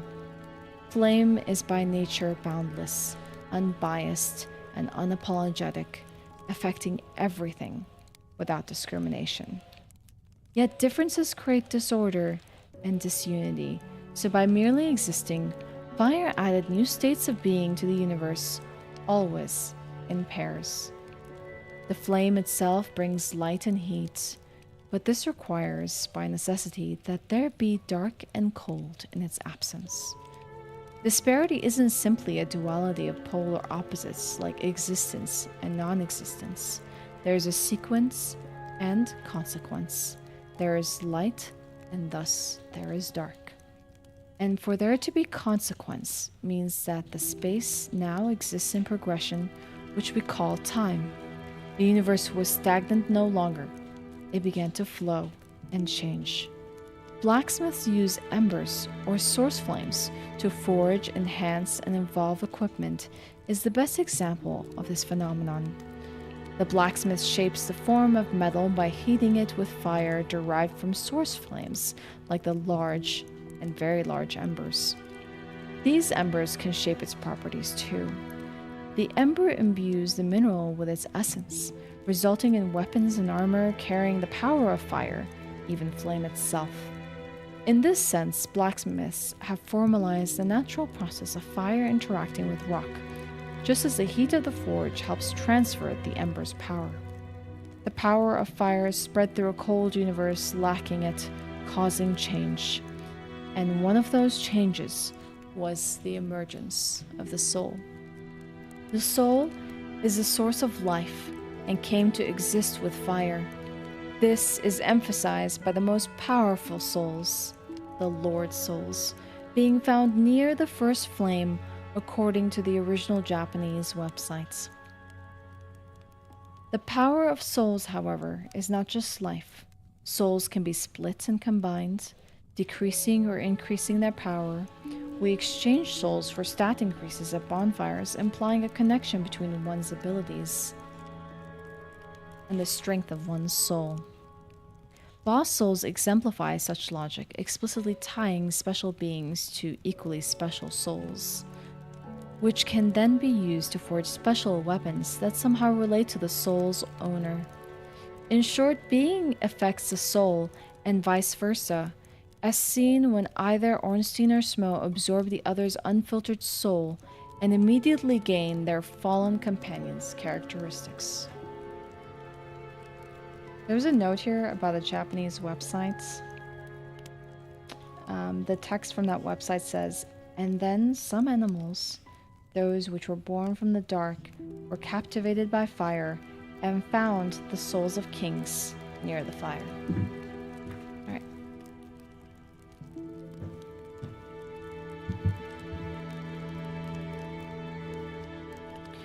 We already know of one other power strong enough to give life and to shape any aspect of being: disparity. In other words, the soul is the power of disparity, hence why it is the driving force behind life in all of its forms, and why the strongest concentrations of it were ultimately found in areas closest to the first flame. Dark Souls 3's Firekeeper later states this outright. We spark fire with fuel and keep it alive with the same fuel. What could possibly fuel the first fire in existence except the very power it spontaneously unleashed upon its advent? The witch Quelana mentions pyromancy requiring provisions as part of the learning process, and this fuel is likely the soul we pay for spells. The witch is a self-styled hermit with no need for these souls as currency, yet she requires them in order to teach us her spells and grow our pyromancy flames. Therefore, we must be using souls to fuel these flames and cast these spells. DS2 later reflects this in specific instances. Even the entire fire linking ritual is based around this concept. And so, the first flame's initial inception must have similarly created an outburst of disparity that fueled the flame, making the first flame both the creator and creation of disparity, a paradox that likely couldn't have happened had the universe not already existed in a state best, albeit inaccurately, described as simultaneity. The effects of this irregular relationship are also seen in the form and nature of the soul. Common souls are basic white wisps with tails of energy akin to flames. As these souls grow to heroic sizes, they begin on taking a slightly yellow aura, which appears even richer than boss souls. The Lord souls were the residue left behind from the world-shattering emergence of fire, so they manifest an additional red aura. In other words, the most powerful souls resemble the fire that both spawned disparity and simultaneously feeds off it to survive. Despite this, souls don't necessarily resemble fire. Miyazaki confirms on the Game no Shokutaku podcast that humanity are fragments of the dark soul, and these vaguely human-looking spirits are portrayed as a black core with white aura, unlike common souls. From this, we can deduce that the soul's appearance is affected not only by its power, but also by its affinity. A soul strongly aligned with a certain aspect of disparity will possess qualities unique to that element of nature. Later entries in the series reinforce this notion, portraying souls with a wider variety of colors and shapes in correlation with their owner's nature. However, humanity proves to be a viable fuel for fire, and so these physical characteristics don't actually affect the soul's interaction with flame. Every soul fundamentally shares the same source, flame, for its power.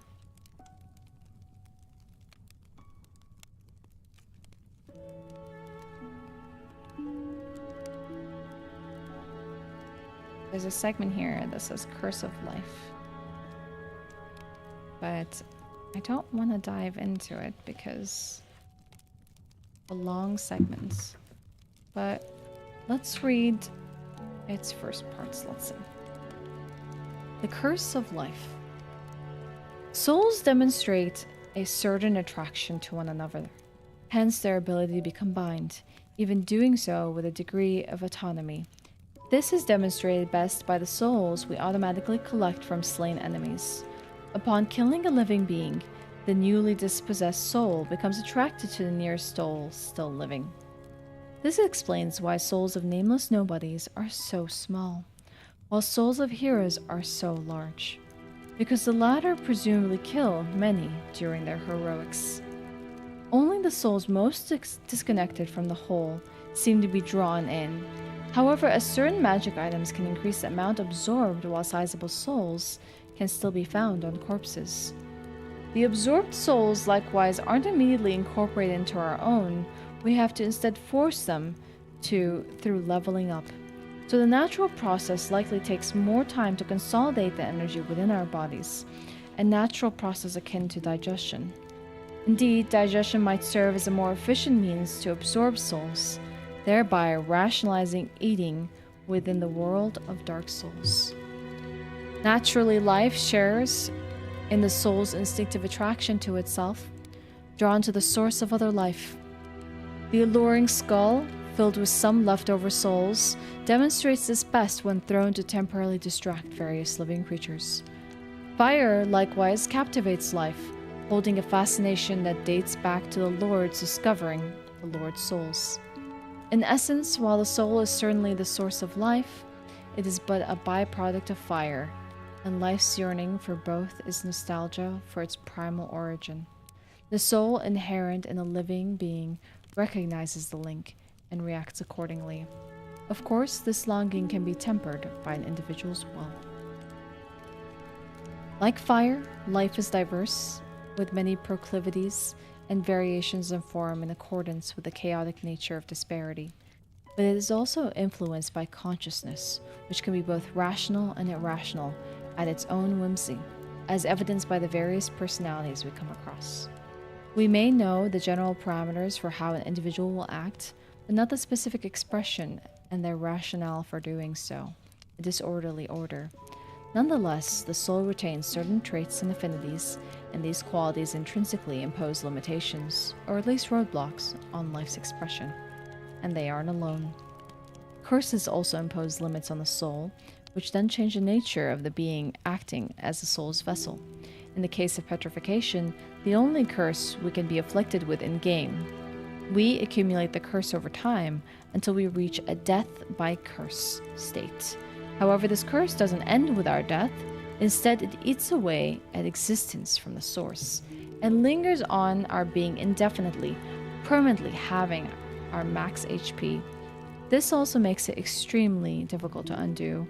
Resist Curse makes clear that the best means to counter curses is just to avoid being cursed in the first place.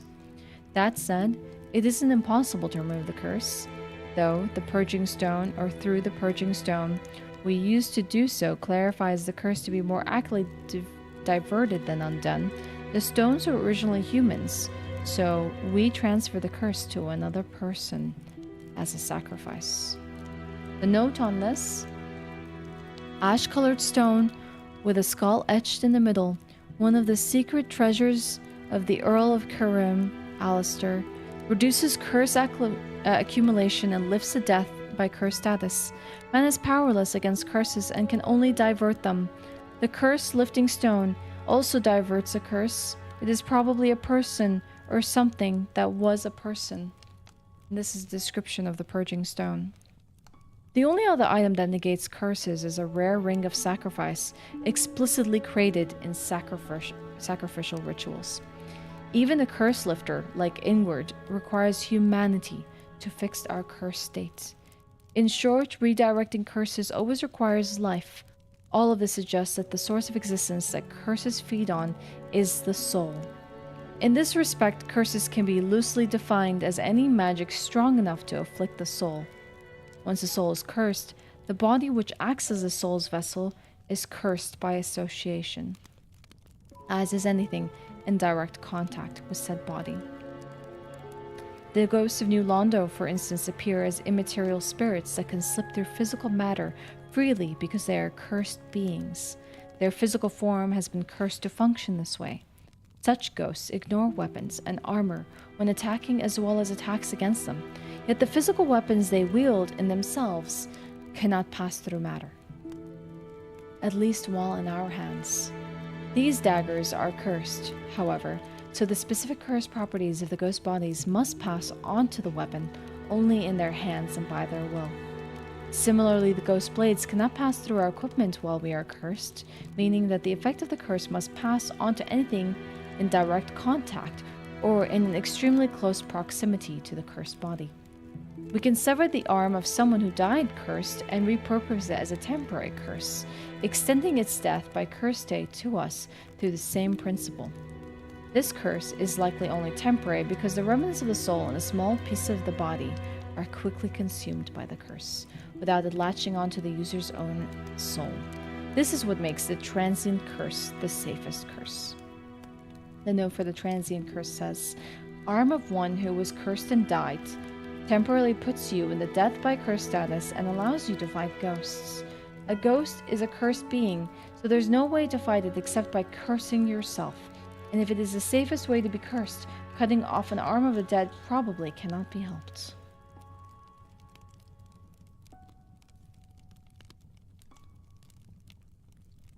I think we'll stop here. Yeah, interesting. I'm learning a lot more context. I don't know about all of you, about some of these things. Like, some of these can be like really speculative and, you know, theoretical about the times before Flame, the first Flame. But some of them are definitely alluding to several items that explain what it is that is happening to us. And based on the item descriptions and that can be made. But really interesting so far. Like I said, this goes into cosmology and mysticism, but then you go into gods of light, witches of chaos, pygmies of shadow. This is not an official book by Fromsoft. This is a book by lorist Loki, Lokkey. Vadi Vidya even did the foreword for this as well, and I think supported the project here. He's very good at... I've read a lot of his Demon Souls lore. It's basically where I gain a big understanding of Demon Souls myself. And this was published by Toon and Fairweather.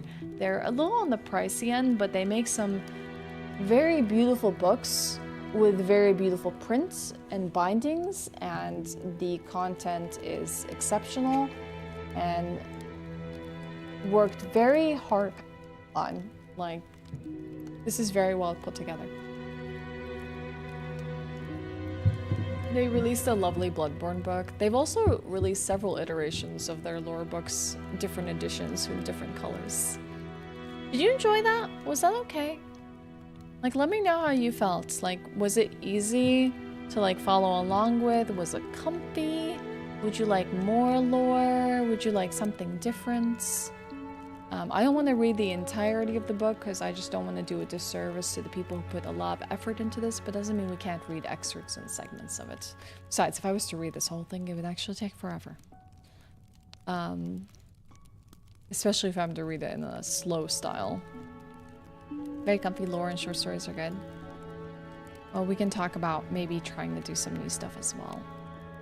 So with that being said, we are going to call day one to an end. What a successful day one of the subathon. If you were not here for the beginning, the subathon is not running around the clock, chat. It is only on for 12 hours a day, where we call the stream to a pause, or the timer to a pause, which is 56 hours and 45 minutes. Hi. Yeah, and tomorrow we'll pick up same time as usual, 12 p.m. Central European time, and continue on from that point forward. We'll pause the clock when I start to wind down. As you can see, we met so many goals today. How many subs have we achieved just today? 403 subs. We met all the goals up to 400. Our next one to unlock is it Euro Truck? No, it's American Truck Simulator at 500. We have 600, 700, and 800 subs. As well, we have our tip goal for a maid outfit while I bake a cake for 7 years on Twitch. That's a tip goal. That's separate from these subs. You have to go to coffee and tip towards this direct goal to contribute to it to make it happen. But tips will feed into the overall subathon timer, so will subs, whether they're returning, gifted, or new. Bits and tips, all of them add to the timer. Exclamation subathon will tell you more.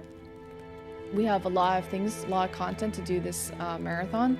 I will start to think of what we're going to be doing tomorrow, and I'll keep you posted on socials and Discord as usual. Just want to thank you all for such a fantastic day. I didn't really think that we were gonna hit like 400 subs on day one. I did. You did? And we did at least one of our goals today by eating the spicy ramen, which honestly, I need to have something before I go to sleep that helps with the soaking of all that chili I just had. Thanks for streaming 7 years. Yeah, and it's only just beginning. So how many days is 56 divided by 12? How many days does that give us? 4.66 days from this point forward. 4.66 days, and it is uncapped. So that's how long you could expect me to be streaming for. I will definitely be on Saturday. Yeah. On day before.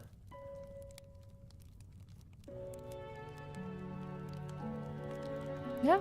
I mean, what I probably will do is just not start the clock until like I'm like officially on and talking to everyone, so it doesn't like time out immediately. I'll create like a buffer, I guess. And if it just ends, that's fine. Yeah. I don't know. Maybe we can maybe we'll just stream as an honorary stream for the rest of it, even if it doesn't continue. Like if the clock dies, it dies, and we'll just do an honorary stream that day. I missed. I thought you were gonna do it for me. I asked.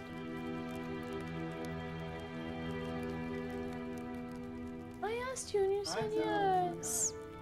My Duolingo streak is dead. You could have at least told me I could have freezed the streak.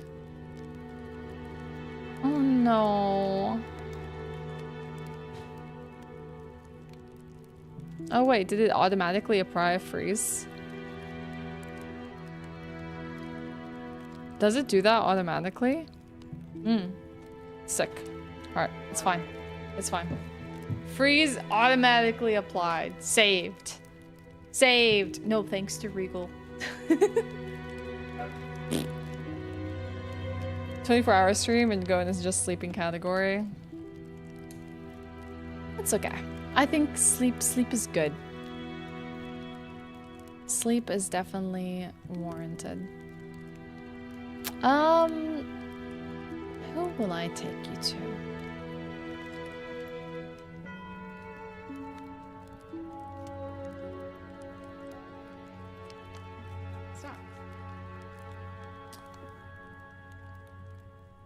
I'm gonna take you to an Egyptian streamer chat. We've never had a chance to go to this channel. Her name is Farah.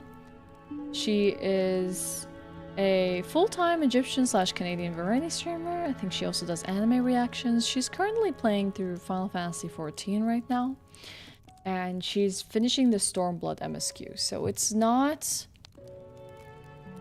spoiler content. It's not Dawn Trail. But let's go there. Let me start a raids to go and visit them.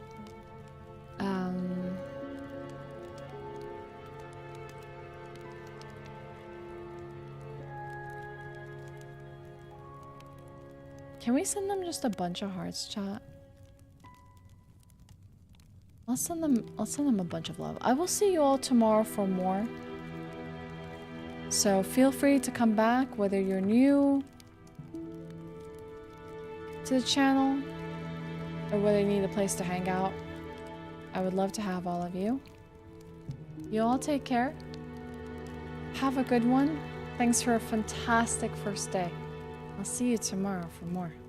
Let's go send the love over. Spam those hearts. Let's see how they're doing. I might probably go immediately to bed, just so I can have a full night's rest. But I hope you have fun there if you do stick around. I love Ashewyn. And I'll see you tomorrow for more.